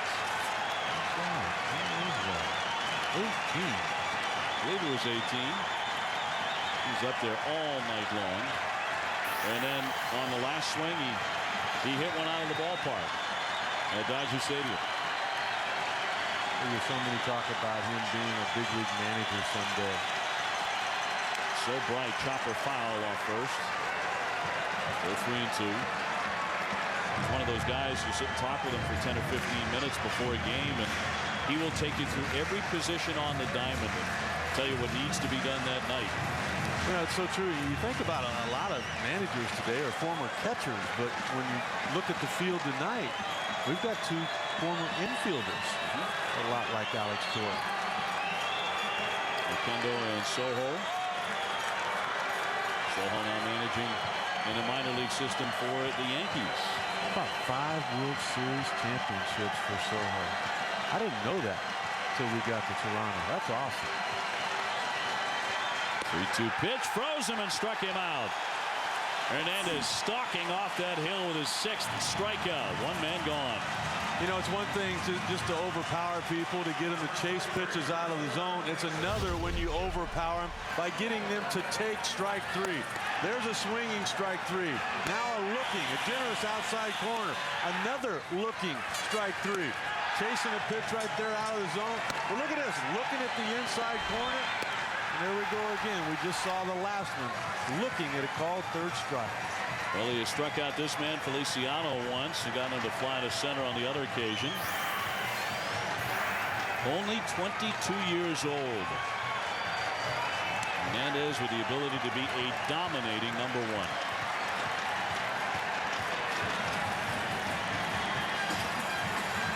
Soho still very, very serious. After the disappointment for Venezuela in 2006. And they've talked a lot about that, as has Team United States. Bowing out too early for these baseball-loving nations. Zip to the outside corner for a strike. 1 and 2, and Hernandez really mixing it up well.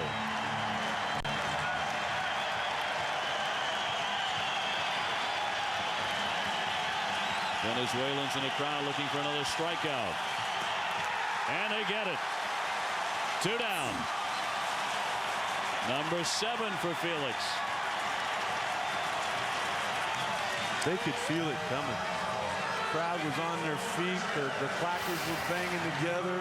Everybody was yelling, and he gave them exactly what they wanted. And you can see how he's feeding off of their emotion as we get to the end of the line for him tonight because of the pitch count.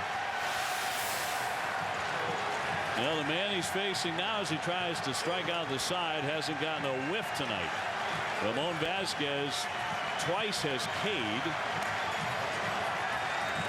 Up and away for ball one. Ramon's saying it's the most fun he's ever had going 0 for 10 before the game tonight. I don't know if this is a lot of fun right now for him.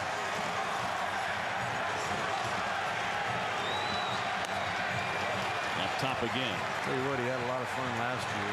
Hitting 290 for the Texas Rangers. You know, it's so much more than a coincidence when guys go down there to Texas. They start working with Rudy Jaramillo, and they have their best years. In for a called strike. Well, he had a great time in 07, in August of 07. In that, remember that game at Baltimore that finished 30-3? He went 4 for 6, 7 RBIs in that game. Here he takes a strike, all even at 2-2.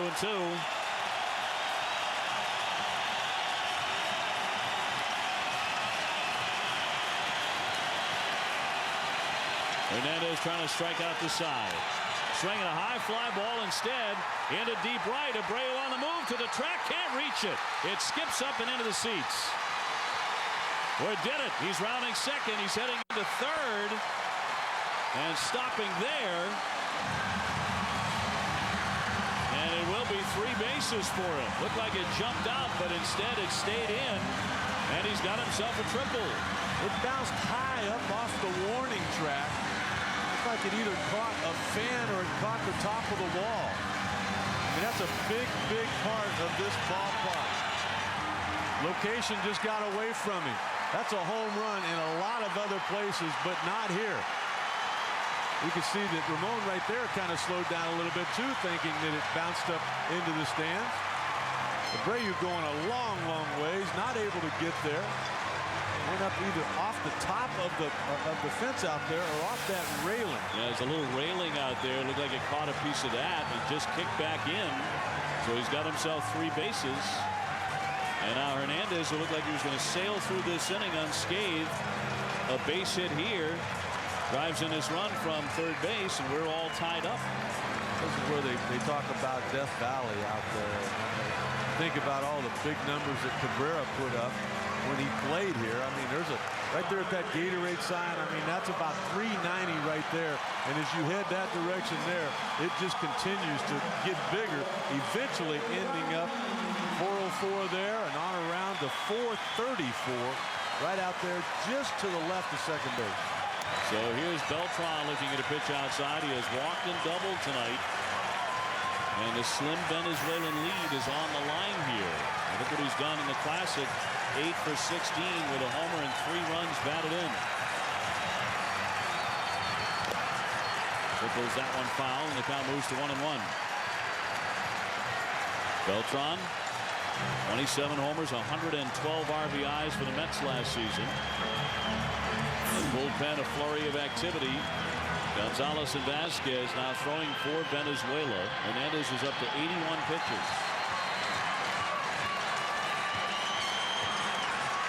The limit 85 unless you're in the middle of a hitter. And knocked away off to the right of Hernandez. The runner will hold at third. I don't know if we've seen a pass ball or a wild pitch this series. Great point. I don't think we have. Boy, the catching for Team USA has been terrific. Brian McCann, Chris Iannetta. They're not only catching well, but they're swinging it well.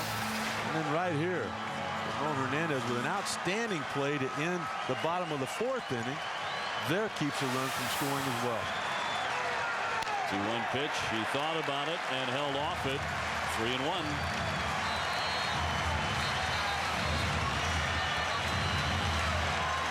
Hernandez closing in on a pitch limit. Yeah, it's kind of interesting. If he walks in here, that's 84. He could start the next at bat if they want him to. He drops in a strike. on Beltran. Delgado up next. He has thrown 84.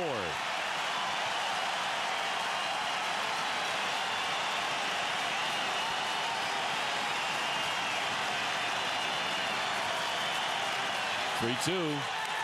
Roll foul. That'll ricochet off to the right. And again, he can continue through the hitter to the completion of this at bat.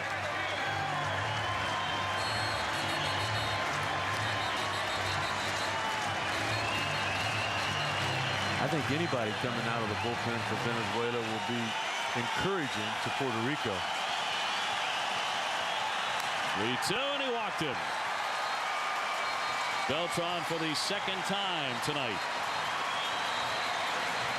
And that will do it for Felix Hernandez.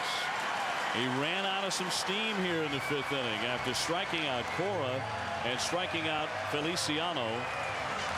The triple by Vasquez, the walk to Beltran, and the 22-year-old from Valencia, Venezuela, is done for the night. Well, you know what? He was careful with Beltran there. You'd like to be, but I'm not sure he knew that the rules got him right there. You know that if this were the regular season, that he'd still be in this game. Pitching change for Venezuela. That's it for Felix. 1-0 Venezuela. We'll be back with more in just a moment.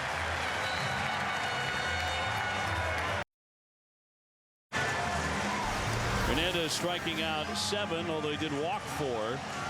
He leaves with a 1-0 lead and leaves it for Carlos Vasquez, the 33-year-old left-hander. Well, really a trying time for a starting pitcher here. I mean, you can win the ball game if Vasquez can retire Delgado. If one run scores, you get a no decision. If both of them that are on base score, you could pick up the loss. His numbers in the minor leagues, a high ERA a season ago. Here's Delgado, a strikeout and a walk tonight. The breaking ball is in there for strike 1. Vasquez is just going to face one hitter. He is the left-handed specialist for Team Venezuela. This is the reason he's on the club, to come in and get one left-handed hitter out. Runners at first and third, 2 down. Big cut by Delgado, but empty on it. It's 0-2. Well, that's a big fastball. 93 miles an hour. Delgado did all right against left-handed pitching last year with the Mets, hitting almost 270.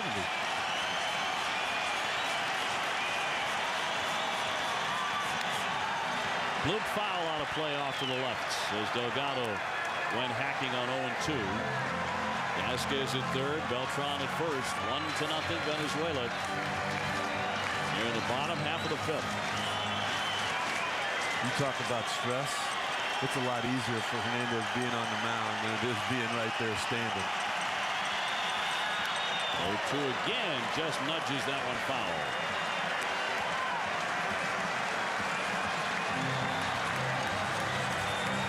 What's he doing? He taking his pulse there? Looks like Adam Dunn for a second.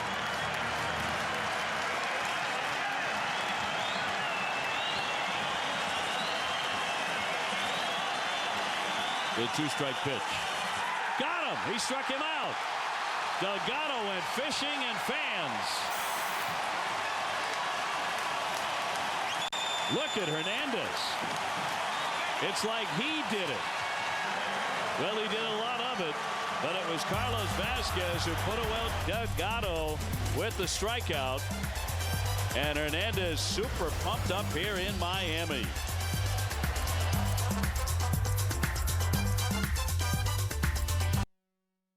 Top of the 6th inning coming up from Miami, and it remains 1-0 Venezuela. Puerto Rico unable to grab a run, and at every turn they have been denied so far. In fact, Puerto Rico is still looking for the first run against Venezuela in any World Baseball Classic, either the first one in '06 or here tonight in 2009.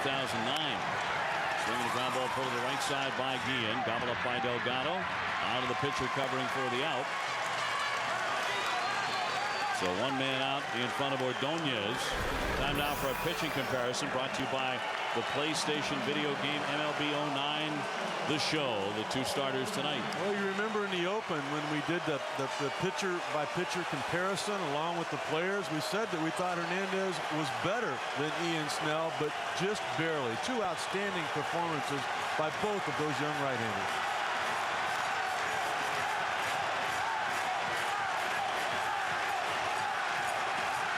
Ordonez has struck out and flied out.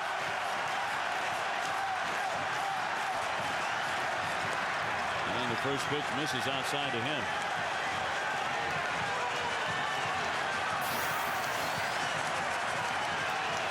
Maglio 3 for 18, no homers, no RBIs so far in the tournament. He's heard the booing at every turn. Unless he strikes out. Jose Lopez on deck here with one away. 1-0 Venezuela. Missed again for ball 3 as we bring in Pedro Gomez. And Pedro, a lot of controversy obviously following Ordonez throughout the tournament. Well, there has been, and an offshoot of this is Major League Baseball becoming leery of being down in Venezuela. The Houston Astros were the last team to have an academy down there. They closed it recently. There are right now no major league clubs operating academies in Venezuela. You take a look at their lineup tonight, and I've had some scouts tell me that they're wondering what the future of major league players is from Venezuela. There's a ground ball to shortstop. But they've told me that they wonder, because of the fact that they wonder if Hugo Chavez is going to make things socialist, much like what happened in Cuba, and therefore players are not going to be allowed to come to the major leagues. You look at the lineup tonight, you've got Mora, Abreu, Guillen, Ordonez, Ramon Hernandez, Scudero. These are all guys that are on the backside of their careers. That's not to say there aren't young players like Felix Hernandez, Francisco Rodriguez, those type of players. But major league clubs are not going to scout as heavily in Venezuela, so you wonder if that pipeline might start to dry up. Lopez here has walked and lined out to left field. And of course, if you're just joining us, because of his friendship with Hugo Chavez, Maglio Ordonez being booed relentlessly throughout the World Baseball Classic, flying to right field, and Rios in for it. Alvarado with a very crisp inning. He gets them 1, 2, 3, including Maglio, continues to struggle with the bat, and a lot more. Venezuela on top, 1-0. Tonight on South Beach in Miami. Hey, men's college basketball continues on ESPN Tuesday night with a pair of games at 7:30 Eastern. Morehead State faces Alabama State in the NCAA opening round game, and then at 9:30 Eastern, UNLV takes on Kentucky in the first round of the NIT. NCAA opening round game and NIT on ESPN on Tuesday. Just a beautiful night here, and the stands are pretty filled up. And for South Florida, and what is essentially a Major League Baseball game, that is not a regular occurrence. Enrique Gonzalez coming out of the bullpen, a stocky right-hander for Venezuela. Yeah, we've seen him before back in round 1 in the elimination game for Venezuela against Italy. He came up big. And the Boston Red Sox organization. He pitched as high as AA Portland last season, went 7-5 with a 4.44 ERA. Selected off waivers from the Washington Nationals in 07. Ground ball hooked down the third baseline, a foul for Alex Rios, who's gone 1 for 2. Red Sox have to like what they saw. This guy was going in the low to mid 90s, good breaking ball, good command. Just 26 years of age. Signed back in '98 with Arizona. 0-2 to Rios, popped him up sky high into right. Abreu plenty of time to get underneath it, and will make the catch.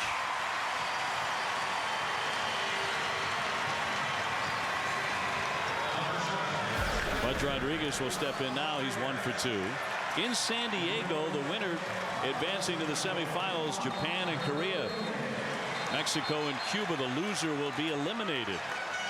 Round 2 and pool 1. And again, it's a double elimination. You don't carry your losses with you from the preceding round after it's twice in a given round. We're getting real close to having a couple of teams in the final. We're going to have one right here tonight when this game is over with. Right, somebody definitely heading on to LA as a result of a win here this evening. That one socked high in the air to right field. But Abreu with room behind him to put away Pudge. He had a terrific season here with the Florida Marlins to lead them to a world championship. And now has signed with the Houston Astros. 2 down. Felipe Lopez next. Just thinking back about that, how they got to the World Series that year, the Marlins. Remember Pudge holding on to the throw from Jeff Conine, tagging out J.T. Snow at home plate. Sure. Great play. And what a fitting end to that series with all the other things that he did. More than anything, taking that young staff, the Brad Pennies, the Josh Beckett's, Pavanos, to that World Series championship. Lopez is lined out and when called out on strikes, he hits that one off the pitcher. Fielded by Gonzalez. A throw on to get him. And he has a quick inning. So the 6th inning went by in a heartbeat. Gonzalez with a good recovery on the hot shot right back up the middle and sets them down 1-2-3. Still 1-0 Venezuela.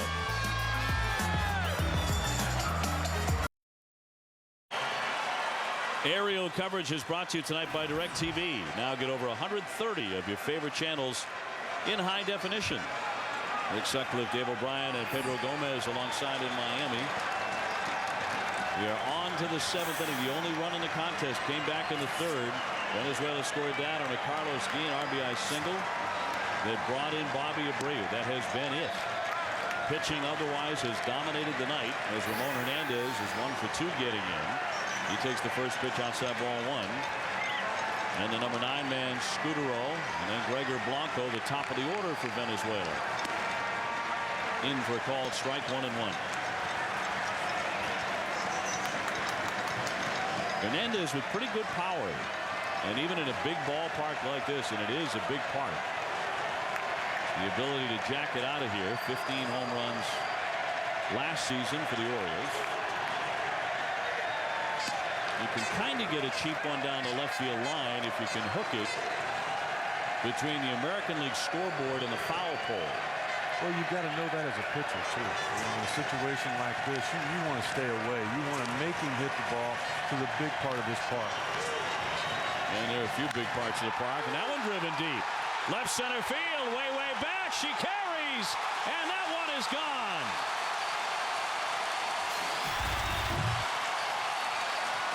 Or is it? Here's the throw into third.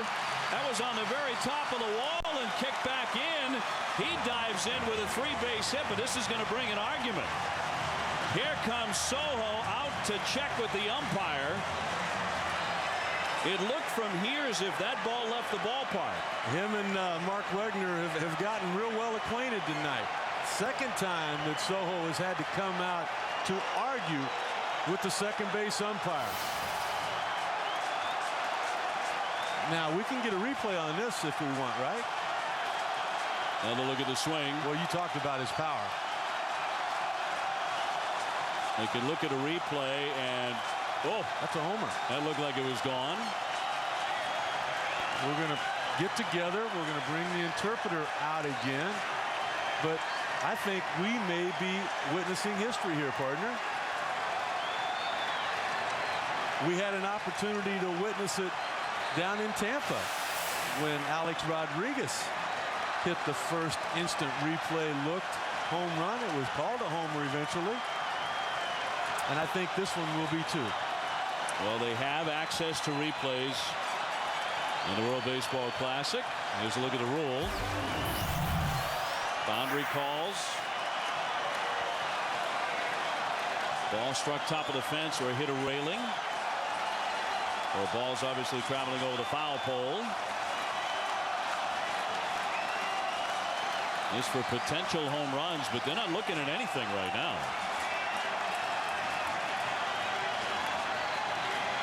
One more look. Ramon Hernandez wants to know if he's got a triple or if he can come the rest of the way.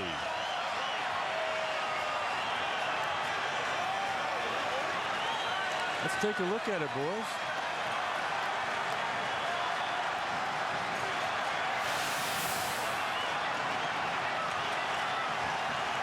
I think they're going to call both managers out now. They know the rules. They're in place. Why not use them? Now to be explained to Oquendo.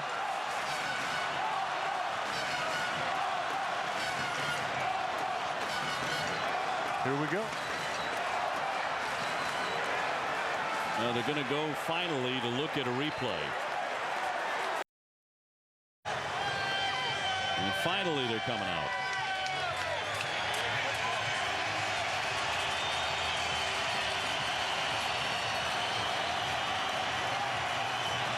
They're going to call over Oquendo again. And Soto has left his dugout.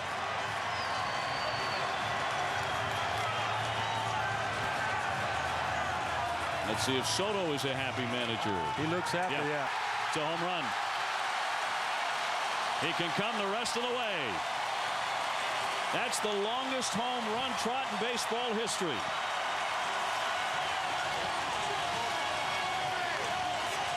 It took him 6 minutes, but he made it.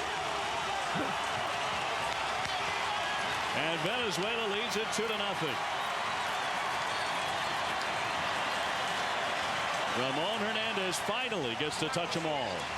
Well, and you know what? I give credit to the umpires again. Sure, it took a little bit longer than you would have liked, but no telling how far they had to go to get to the replay equipment. But they got it right, as they did earlier when they brought themselves together. So Marco Scutaro will step in. 2-0 Venezuela. Well, Alvarado had a long wait out there. And I'm with you. I'm delighted they got it right. It looked pretty obvious when he hit it, to be quite frank with you. And I think you're correct that even Beltran believed the ball was gone. He knows this park very well, plays in here a lot as the Mets visit the Marlins. And the way he played the bounce, it was like, yep, I'm just going to chuck it back in because that's a done deal. Scutaro 1 for 2 with a single. Shows bunt, drops it down. Vasquez charges, time to throw. Got him. The dive by Scutaro will not get him to hit.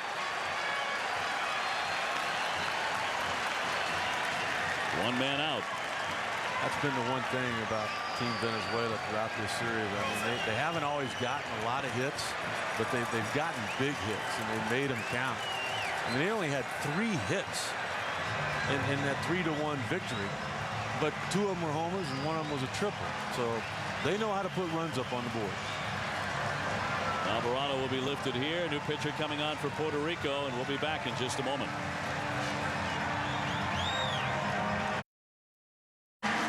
Left-hander J.C. Romero coming on here for Puerto Rico. They have fallen behind 2-0 in the top half of the 7th inning with 1 man out. Let's go downstairs to Pedro Gomez. Well, you'd have to say, at least to this point, the star of the game.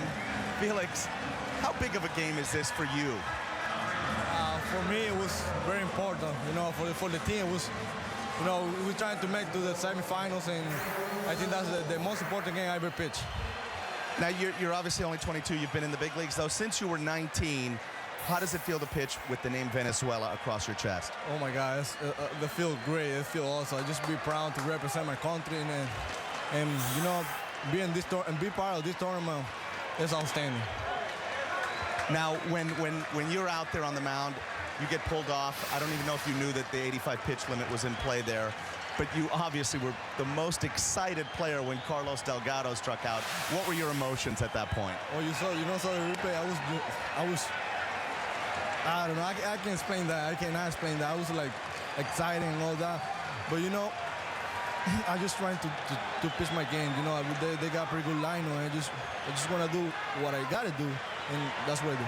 That is a strong lineup, obviously. Both sides are very strong lineups. How is this rivalry? How intense is this? The intensity it was there. It was great intensity, man. It's unbelievable, you know.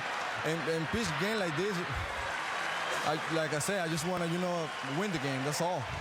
All right, well, right now you are the winning pitcher of record if it stays this way. Felix, thanks very much for joining us. Guys, back to you. Pedro, thank you very much. Felix with some magical moments here tonight as he struck out 7 4 2/3 and did not allow a run. You know, I think that to me, describes a lot of what's going on with this World Baseball Classic. Everybody trying to figure it out. A lot of adjustments from 3 years ago, but it's so much more than a regular season game. And, you know, for Venezuela and Puerto Rico, it's to a lot of these guys, it's more than a World Series game. I mean, it doesn't say Philadelphia Phillies across the chest of Romero like it did, you know, in Game 5 when he came in and pitched so well. It says Puerto Rico. It says Venezuela. It says USA. And they're wearing a passion on the sleeve. You know, and I'll never forget Jake Peavy's grandpa telling me that the thing Jake Peavy's most proud of out of all the collections, his Cy Young Award, unanimous, is his USA jersey from '06 hanging on his wall. Morrow 1 for 3 with a base hit. Survived what seemed to be an early injury, at least an injury concern. And he came up lame going first to third on an early double from Miguel Cabrera. That was way back in the first inning, but he hung in there. He swings and tags that one to center field. Beltran with room though. And backs up to make the catch. Side retired. Ramon Hernandez finally got a chance to touch them all. They were off the field, the umpires, for a long time. And between the time they discussed it and then left the field and then came back to wave him in, the whole thing took about 7.5 minutes. Worth the wait for Ramon Hernandez. Men's college basketball continues on ESPN Tuesday night with a pair of games coming your way. As Molina gets in here and takes ball one. 7:30, Morehead State and Alabama State. That's the NCAA opening round game. Then at 9:30, UNLV and Kentucky in the first round of the NIT. As college basketball season rolls on.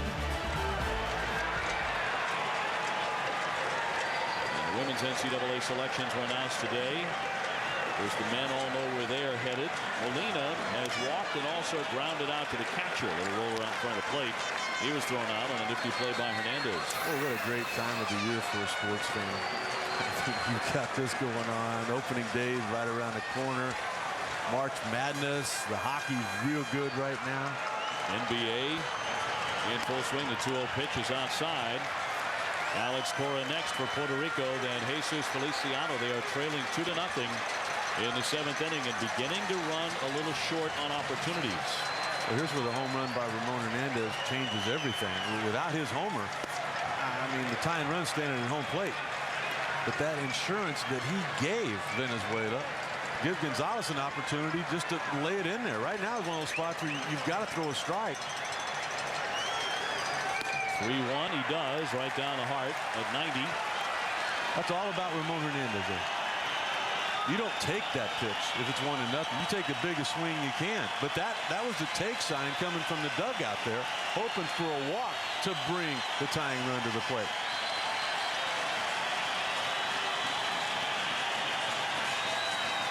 Gonzalez missed badly on that one and walks him.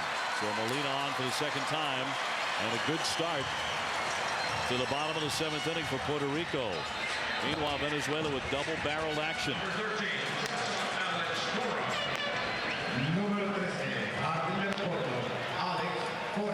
Ramirez and Moreno now throwing in the pen down the right field line.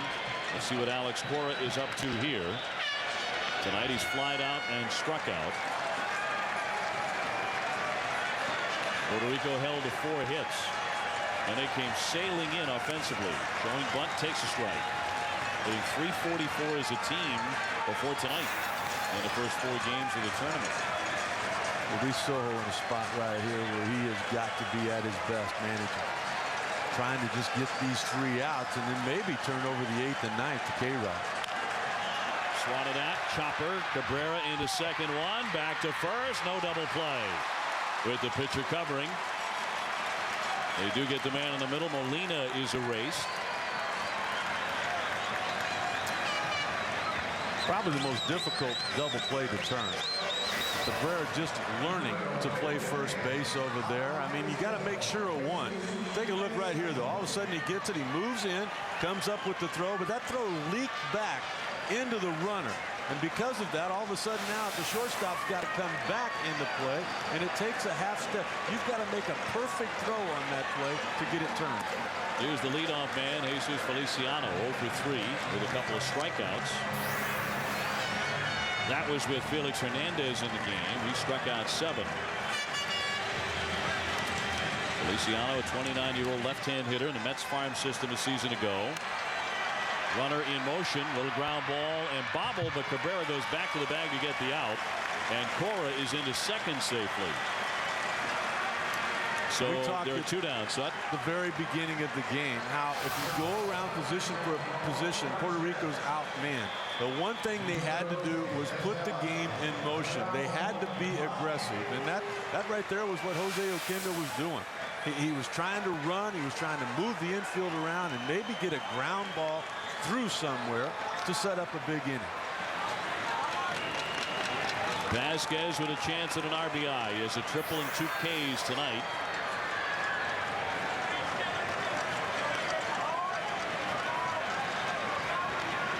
Puerto Rico trying to punch through, but there are 2 away in the 7th inning, and that's strike 1. I think this is the most important at bat in the game, because if all of a sudden he can get on, that man gets a chance to come to home plate representing the go-ahead run. Carlos Beltran on deck. Gonzalez checks the runner, and the 0-1 pitch. In tight, 1 ball, 1 strike. Well, the first 4 games of the World Baseball Classic, Puerto Rico outscored their opponents 26-2. But tonight, getting shut down by Venezuela, at least to this point. Inside, Hernandez really had to reach for that one to keep that one from getting by. I'll tell you what, the way 22-year-old Felix Hernandez pitched, he would have shut down anybody tonight. One of those nights, you know, you're for the pitch count so guys don't get hurt, but you wanted to see him go deeper into this game. Across for a knee-high strike that evens it up at 2-2. His stuff was so good.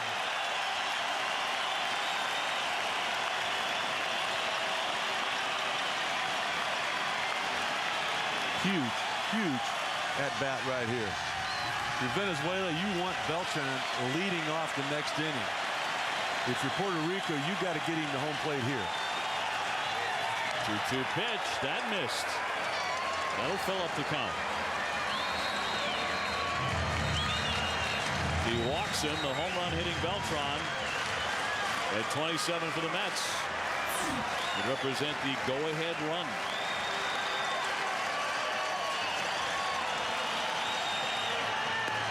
Swung on and missed. He struck him out.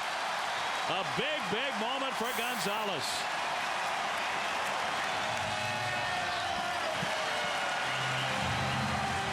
And just as important as the strikeout, Carlos Beltran remains stuck in the on-deck circle.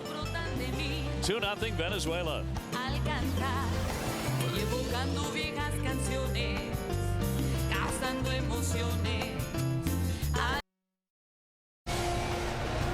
Eighth inning coming up from Miami, Florida. Venezuela still on top, 2-0. The view on high here in round 2. Venezuela trying to move on. They can definitely do that with a victory. J.C. Romero on for his 2nd inning, and Pedro Gomez, after the World Baseball Classic, you're not going to see him for a long time. Not unless you're in the Phillies minor league cities, actually. Yeah, you guys are right. He's been suspended for the first 50 games. He tested positive for a banned supplement, something he bought at a national chain store that contained a banned supplement for a substance from Major League Baseball. You know, this is the guy that was the winning pitcher for Game 5 of the World Series for the Phillies last year. He was a fairly key member of that Phillies bullpen on his rehab assignment after. Now, when the Phillies break camp and they move up north to Philly, He's going to be pitching 34 games at extended spring training in Clearwater, and then the following 16 games, he'll be able to split those between AA and AAA on a rehab assignment, and he can rejoin the Phillies on June 1st. Guys? I would say you're correct. He was a very important man, in fact, in that bullpen. 81 appearances in the ERA under 3 for the team that went on and won the World Championship, so that's a serious loss. No question about that. And this is the kind of guy that only pitches in games that you have an opportunity to win or you've got the lead. So that was 81 times, and every one of those was needed to get them into the postseason. Bobby Abreu 0 for 2. He has a walk and a run on his agenda tonight as well, and that one's in there for a strike. And it's Cabrera and Guillen for Venezuela. They're on top here 2-0. This guy's some kind of player. You know, people talk about some of the things that he doesn't do real well. Well, there's a lot of them that he does. Closing in on 2,000 hits. Got jammed there. Little roller to Delgado. He'll flip to the pitcher. That wasn't the right move. Delgado never got going. And Romero never got there in time. And Abreu is safe at first base. You want to see one of those things I was talking about that he does real well? Well, you're going to. This is going to go as an infield single, but you're exactly right. Both of these guys, Delgado and Romero, are at fault. Is Romero supposed to be there? Absolutely. But as a first baseman, you got to know when you got a left-handed pitcher on the mound, he's going to fall towards third base. It's tougher for him to get back. That's a routine ground ball. Delgado takes 2 steps in. He could have taken it to the bag, but neither one of them got there in time. Delgado awfully stiff over there at first base. So that's it for Romero. Abreu will reach, and a good start to the inning for Venezuela, already ahead 2-0.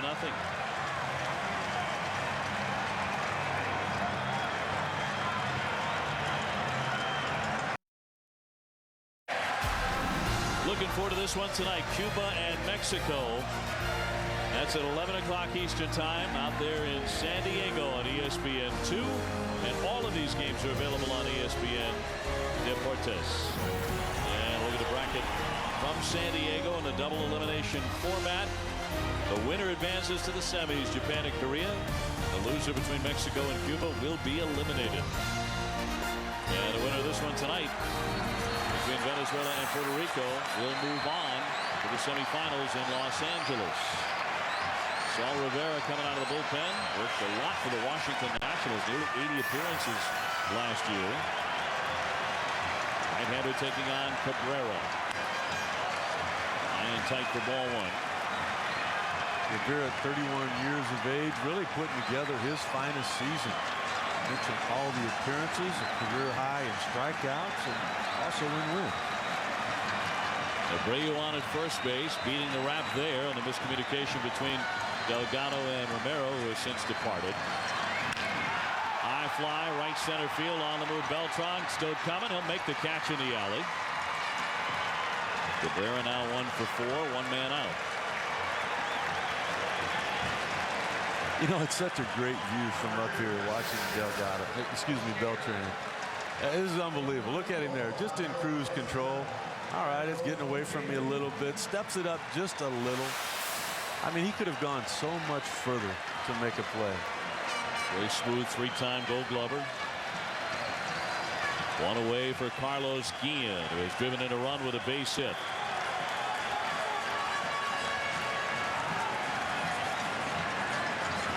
Over to first base and a runner back in, Bobby Abreu. You know, we'll be talking with our own Eduardo Perez before the game, the hitting coach for Puerto Rico, and Carlos Beltran.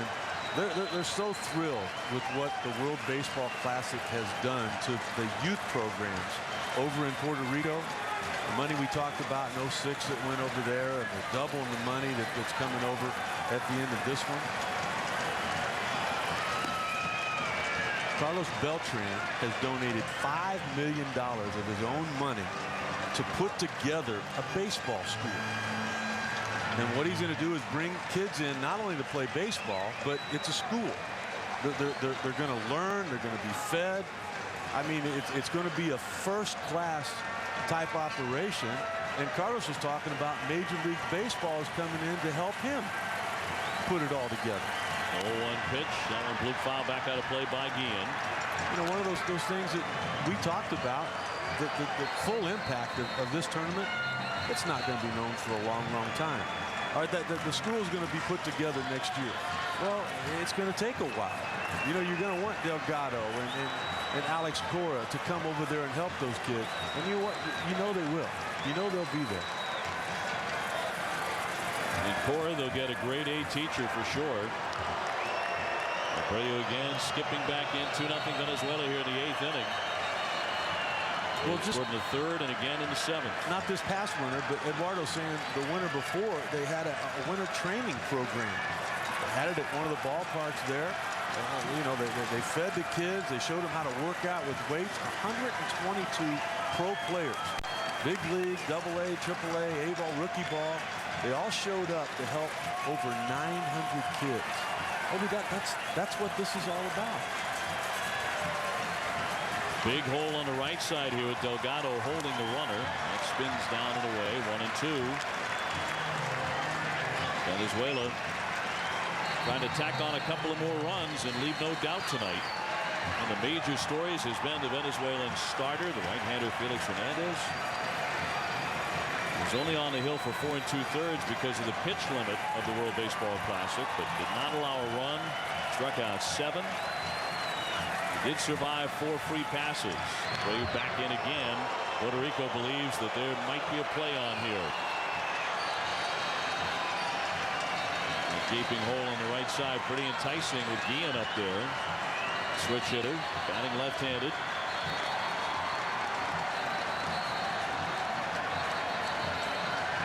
Good hitter, good RBI man. Only drove in 50 for the Tigers last year, but it was because of 2 stays on the disabled list. He had some back issues. Kind of wrecked his season. Tigers hoping for much, much better things and a better start in 2009. He was an all-star last year. Everybody forgets with all the problems they had in Detroit. The 3rd time in his career.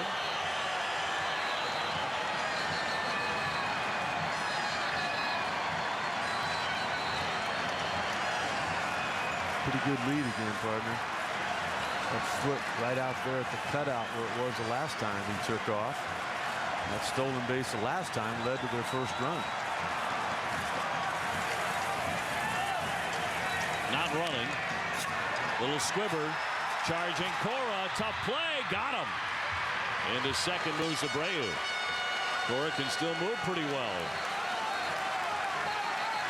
He come flying like a 23-year-old there instead of the 33-year-old.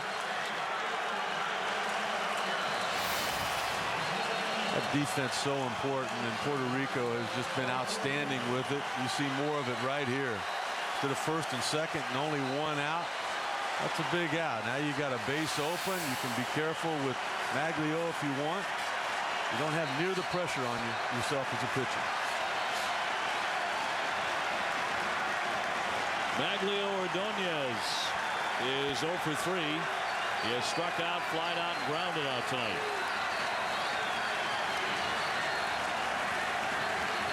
And the first pitch to him is in there for call. Strike 1 at 90 on the radar gun.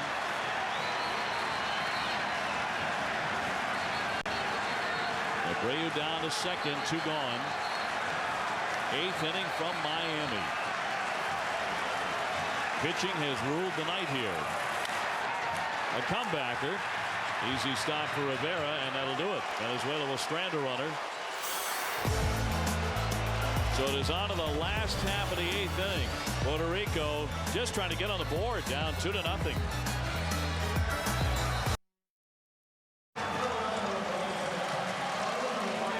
Aerial coverage tonight is being brought to you by DirecTV. And if you call yourself a sports fan, you gotta get DirecTV. Beautiful shots from on high over Dolphin Stadium. We talked about all the strikeouts for Felix Hernandez. Let's talk about Vasquez here with a big one there in the 5th inning. And then all of a sudden you come back with Gonzalez striking out Ramon Vasquez there to end the 7th. 2 big strikeouts adding to the total tonight for Venezuela. For the Venezuelan team, here is the right-hander Ramon Ramirez. One of two changes made by Luis Soto here, and the new left fielder is Andy Chavez. He takes over for Maglio Ordonez. Here's Beltran. As he takes one down low, the count moves to 2-0. He has walked twice and also doubled. Talk about changes. That's the out pitch really for Ramon Ramirez here. Got to face a couple of left-handers. Delgado to hit next. That's high for ball 3. Beltran has reached in all 7 plate appearances in round 2 of the WBC. Started the night hitting .467 for the tournament, and he's 1 for 1 tonight. That'll be a strike to him. 3-1 now. You might wonder why Luis Soto would not have a left-handed reliever in here. You got a switch hitter up and a left-hander on deck. He really doesn't have any left down there. 3-1 high and a very patient night. That is ball 4. Beltran on his 3rd walk of the game.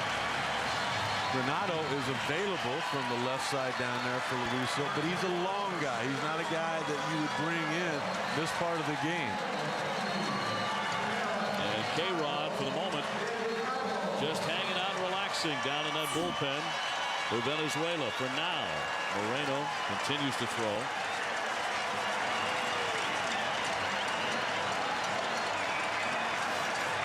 Delgado tonight, 2 strikeouts and a walk. And he swings and fouls that one away. As you know very well, so capable of tying this game with one mighty cut. What was that changeup that we talked about? Really, the reason that you would go with this right-hander is to try to slow down the bat speed of Delgado. Beltran aboard. He let it go, check the swing, and it hits the outside edge for a strike. 0-2. Carlos Delgado, over 16 major league seasons, has hit 469 home runs.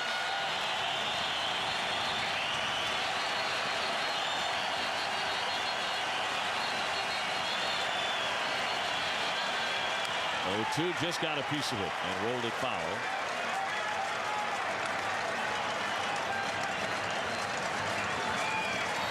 Carlos has driven in 100 runs 9 times in the last 11 years. The way his season started with the Mets last spring, very few thought he'd get there in 08, but he drove in 115, and he tags that one, caught maybe into a double play. No, safe. Beltran sliding back right into that shift, and it almost paid off in a twin killing. Well, I think it did pay off just in the fact that you got Delgado out on what might have been a line drive base hit without him being in position there. And after they got one, you can see him continuing to chase that changeup, finally putting the barrel of the bat on the ball. Beltran just barely getting back in time. Cabrera trying to sell it, knowing that if he could have gotten that double play, all of a sudden now the tie-in run is not at home plate anymore. Bottom of the 8th inning. Here's another home run threat in Alex Rios. He is 1 for 3. 1 man out as he looks at the ball outside. Rios with a single and 2 flies to right. Just 2 for 15 in the tournament. No homers. You know, I'm a little confused as to why K-Rod's not in this ball game right now. Doesn't look like he's thinking about warming up. That one almost got away from Cabrera. You know, it makes me wonder. There's a lot of conversations that go on with the manager and the pitching coach and the organization. You know, the Angels might have said, that's enough. You already brought him in once in the 8th inning. You know, no more. Up and in on Rios. Up the glove, he's headed for the hill. Well, he is, and Mora's headed to the hill here too, and that was called. Luis Soto signaled to him to come in and stall, give him some more time. I really thought this would be the spot. You want to end it tonight. You don't need him if you're able to win this ball game. You've got the lead. I thought he would be pitching to Rios right now. Thousands of Venezuelan fans rose to their feet down the first base line. Not to watch the play on the field, but to see K-Rod get up and start warming up. 2 balls and 1 strike on Rios. Rodriguez on deck. 2-0 Venezuela in the 8th inning. Last half. There's a swing, little blooper. That one may drop, and it will fall into the alley for a base hit. Beltran into second. A sharp single there by Rios, his second. Well, right when we talked about the defense being positioned perfectly on the line drive Delgado, right here they get caught. Take a look at how deep they are in the outfield. You do that a lot of times trying to prevent a double. You want to close off the gaps. You push them back as far as you can. And by doing that, Blanco had no chance of getting to that ball. That ball was catchable in normal defensive positions. So here's Pudge Rodriguez, 1 for 3 with a single. Plus a ground to the second, flied out to right field. 2 on, 1 out. And he'll take strike 1. You got to get him now. K-Rod has not thrown a breaking ball yet in that bullpen, so he's still a ways away.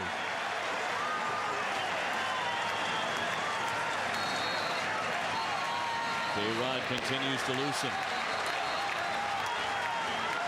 Pudge has had a hot bat, but he pops this one into right. Abreu to line it up. Beltran back to second. He will stay right there as the throw comes in. 2 down.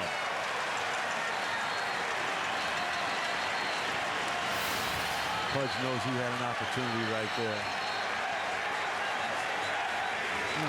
Boy, he's frustrated there. Now you've got to take all the time you possibly can. I send, well, there you go. You've got somebody at the mound now.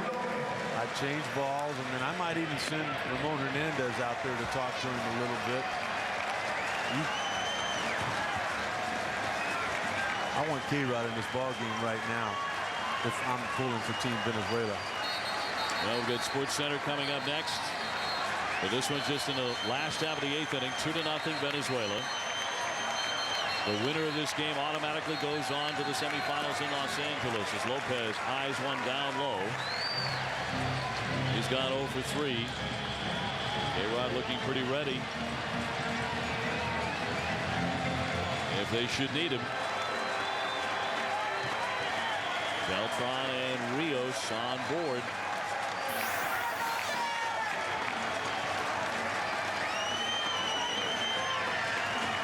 Lopez drove in 3 against the United States on Saturday.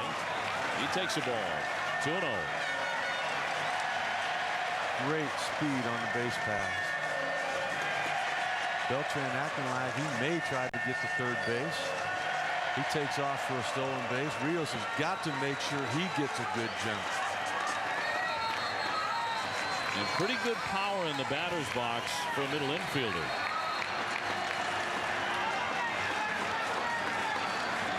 And will step off the hill for the Cincinnati Reds back in 05. Lopez was an all-star. He hit 23 homers and he drove in 85 runs. How about hitting 385 for St. Louis after? Now with Arizona, swings and misses, got fooled on that pitch, and it counts 2-1. It drifted in at 83. Again, 2 out, 2 on. Okay, I get it now. Here comes Silva. And with 2 away, and right in the middle of this count, he is looking down into that bullpen. And one of the great closers in baseball history appears ready. He's going to get him. He will make the move right now.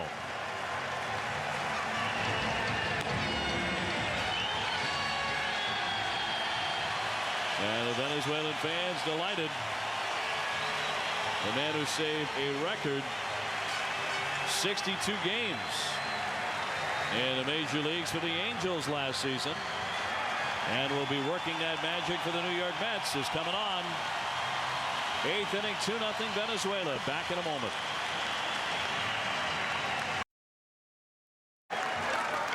We invite you to keep up with the 2009 World Baseball Classic at the latest news, live stats, find tickets, buy official gear, and watch live all in one place. WorldBaseballClassic.com. Don't miss a moment.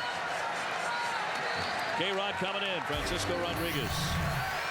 The right-hander, 62 saves, a 2.24 ERA for the Angels last season. A historical campaign. Lopez, the first man to face him, cuts and misses for strike one. That one disappeared. He has added another dimension to what was already a difficult task. Not just fastball slider anymore. That was a great straight changeup. He inherited a 2-1, now 2-2 the count. Over through the fastball there, 3-2. Runners at first and second. Rios and Beltran. They are the tying runs.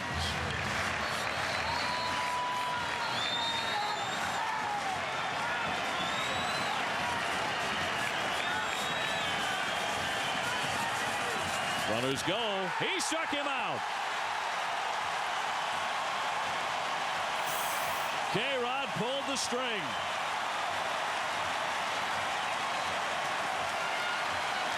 He strikes out Lopez and leaves two more.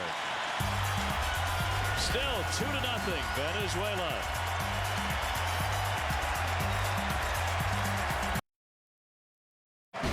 This crowd has been absolutely electric tonight, and they've had a lot to jeer about, including strike 3 there from Francisco Rodriguez to end the 8th inning. Look at the passion.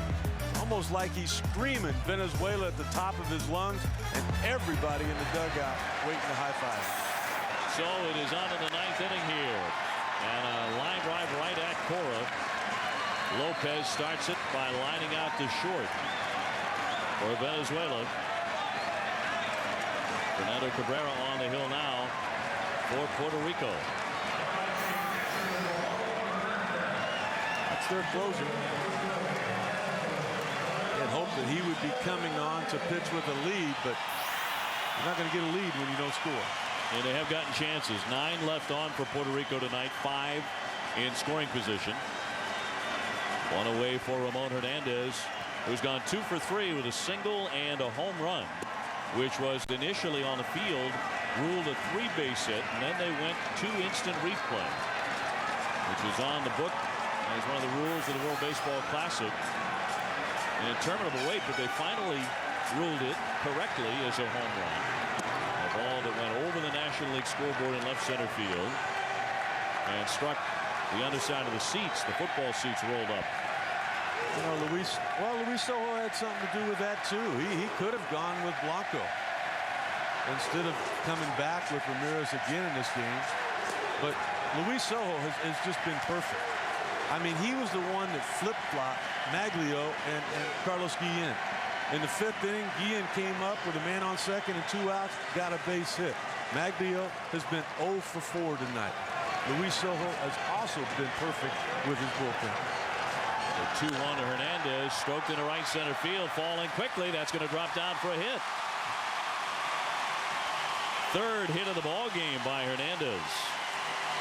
I might manage a little bit more right here. I might pinch run.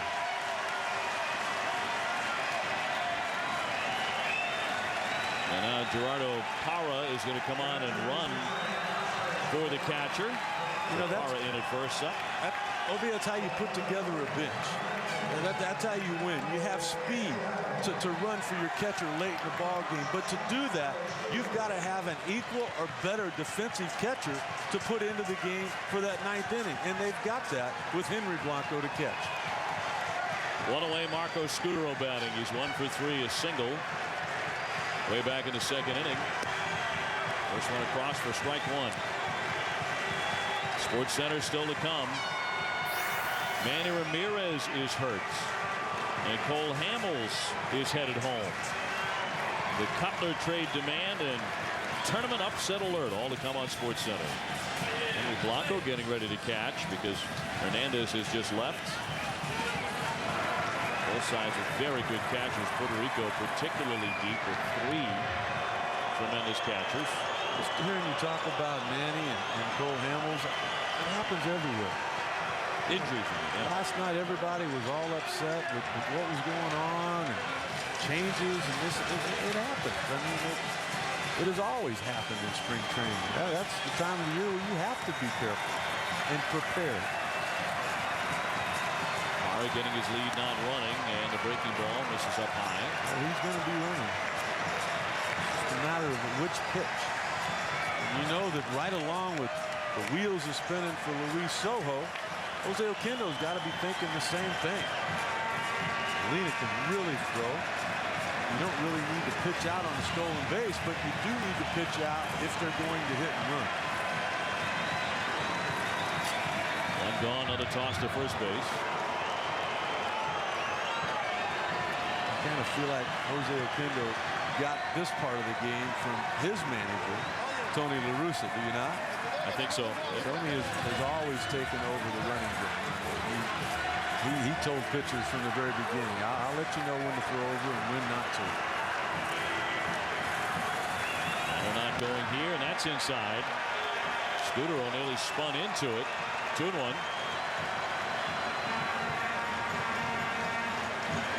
World Baseball Classic from Miami. Puerto Rico and Venezuela. I think I've got Venezuela signed, President. I think I just saw the hit and run sign. I don't have the sign. That's not hard to say. Pick it up down, and he goes to second base, but that one flicked foul off to the right. So he was in motion. Well, that's an easy call right there. With a count 2-1, you can't pitch out. You don't want to go 3-1. And when you got a hitter at home plate, you see the jump there. I mean, he's off and running. See him look back there. You got a guy at home plate that can handle the bat. You trust him that he's gonna put the bat on the ball. He's not gonna swing and miss. That's a dream situation for me.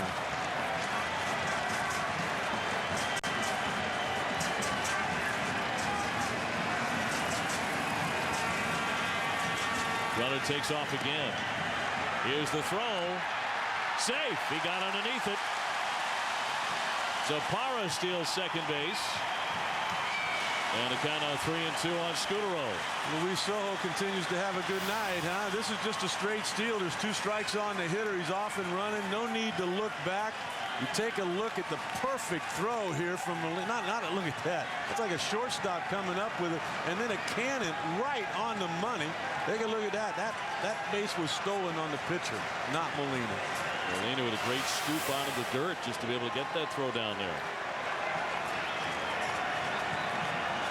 I think people realize just how tough that is when you think about a catcher's mitt. It's not a first baseman's glove coming up to that throw in the dirt.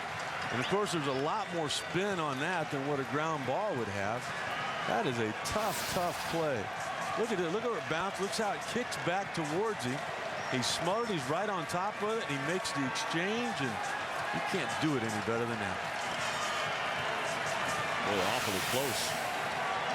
Much closer than it appeared with the naked eye. 3-2 pitch. Good swing by Scudero, but fouled back. 1 out. Huge run out there at second base for Venezuela. Already on top 2-0 in the ninth. Well, you take a look at him. You know he's coming back for the ninth. You've got a runner in scoring position. You've got a 2-0 lead. You've had a good night as a man. That's right. Scratch your head, kick back, put your leg up. You're done right now. You've done everything you needed to do.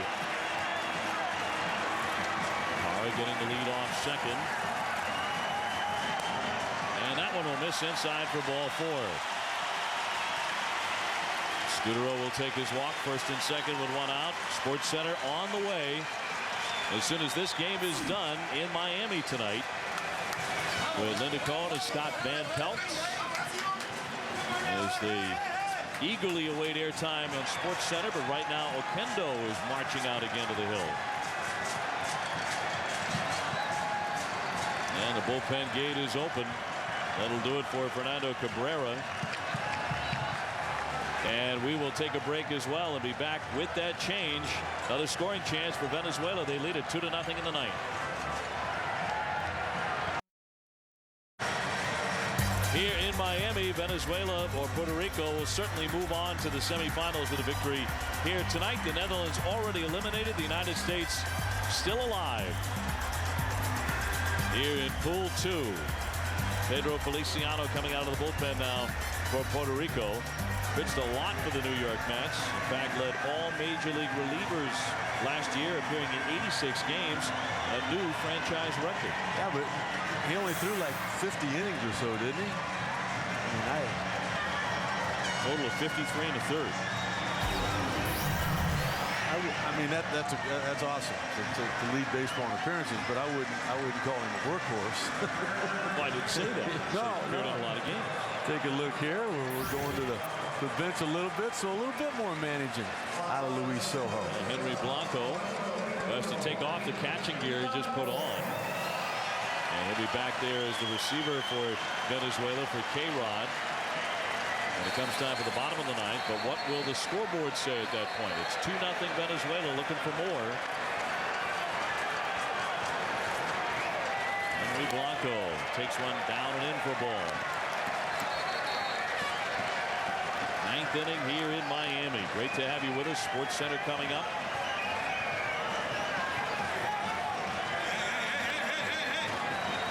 K-Rod, Venezuela hoping they are part of the rundown on Sports Center in the win column tonight.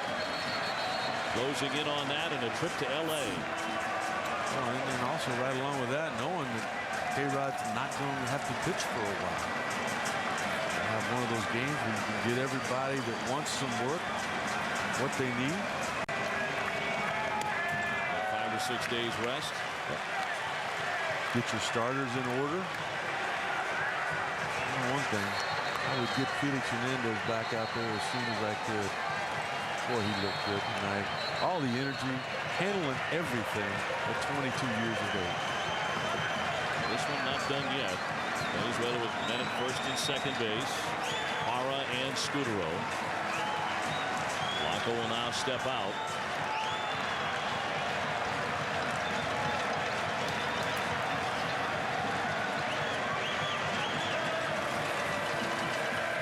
Crowd with a lot of energy tonight here in South Florida.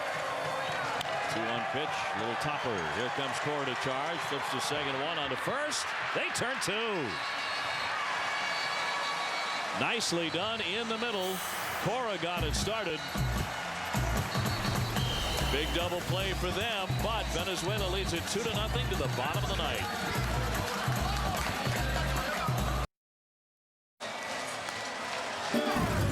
Look at our game summary. Early on, Sutton, this was all about strikeouts. Yeah, it really was. Just overpowering. Both of the young pitchers on the mound were outstanding. Look at Vasquez, the energy there from Felix Hernandez.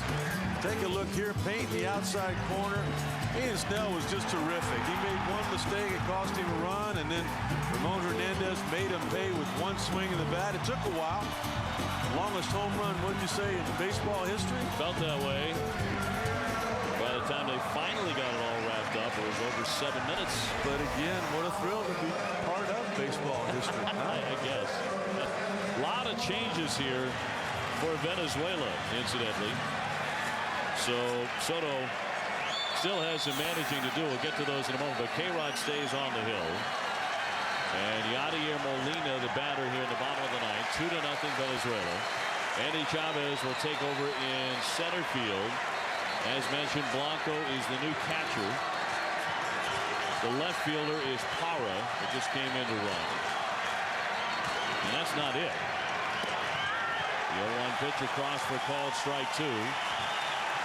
Cesar Turris will take over at short. And the second baseman is Scudero moving over from shortstop. They just got even better defensively. Molina has gone 0 for 1 officially tonight with a couple of walks. Jose Oquendo's got to be wondering what happened the last couple of days. In the game for Puerto Rico against USA, everybody in the lineup either scored a run or drove in a run. None of that has happened as of yet tonight.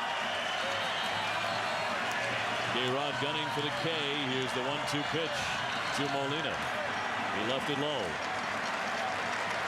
Alex Cora on deck. And then Feliciano. Maybe all that separates Venezuela from a trip to Los Angeles for certain. And the semifinals of the World Baseball Classic. They need base runners. They need at least 2. High fly ball, but foul down the left field line into the corner. The reason I say that, they need to get at least 2 guys on base to give Carlos Beltran one more shot. He has not made an out yet tonight. He's walked 3 times and doubled.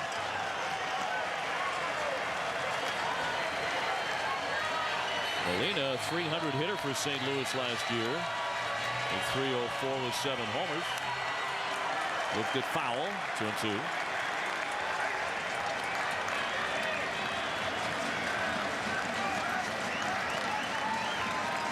One of the outstanding young catchers in the game of baseball today. There's so many of them.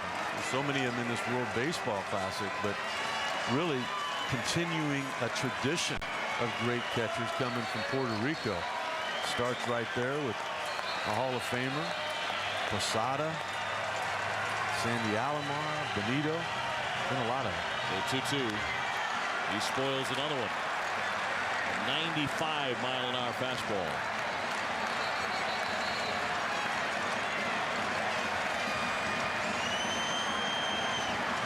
Loser of this game will take on the United States on Tuesday. Team USA will be in position to play their way into the semifinal.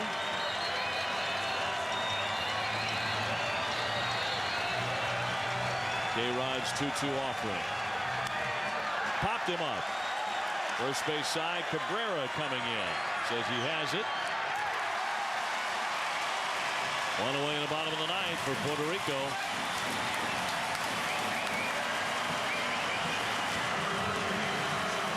Next up, Alex Cora.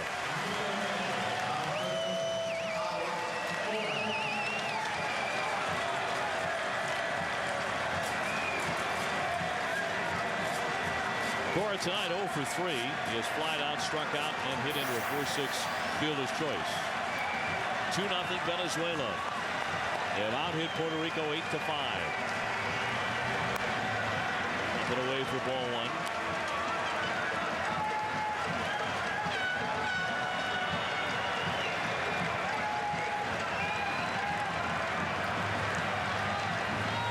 1. These two will be teammates this summer for the New York Mets. 2-0. Opposite sides in the WBC. Chances running short for Puerto Rico, especially against this guy. 2-1. He just continues to get better. Francisco Rodriguez taking a little bit off there to come back with the count. We've seen another pitch that he's added along with the velocity and that slider. A strike to make it 2-2.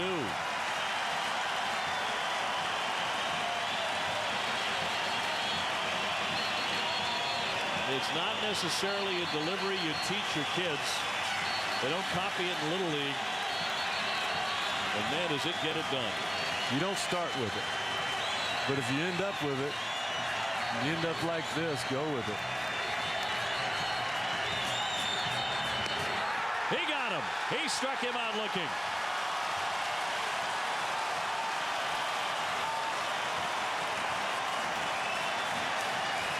How about the command on this pitch? 2-2. You want to throw a strike? And K-Zone will tell you the whole story. I mean, that is just perfectly painted, caught, and called. And now, Team Venezuela 1 out away from a trip to L.A. Feliciano is 0 for 4. Bases empty. That's ball 1. Ramon Vasquez on deck. 2-0 Venezuela. BP fastball right down the middle here. You know that they're taking a strike. Down the heart to make it 1-1. Big home run from that man, Ramon Hernandez, disputed first. Absolutely, it changes everything. You can't just lay it right down the middle if you don't have a 2-run lead. 2-1.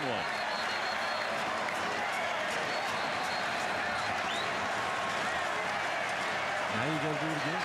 You're in the same spot, but because of Ramon Hernandez's home run, you got the luxury of doing it. A-Rod deals. Ground ball right side. Scudero. And Venezuela is headed to L.A.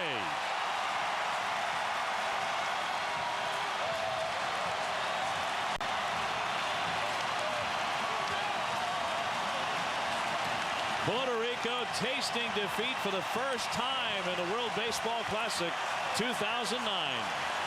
And Venezuela wins it on pitching. A combined shutout 2-0 over Puerto Rico, which came in hitting .344. As you look at that celebration, you go back to Toronto when they got pounded, Venezuela, by Team USA, and they too faced elimination. What I wonder right now is tomorrow night, which team will that be out there in jubilation?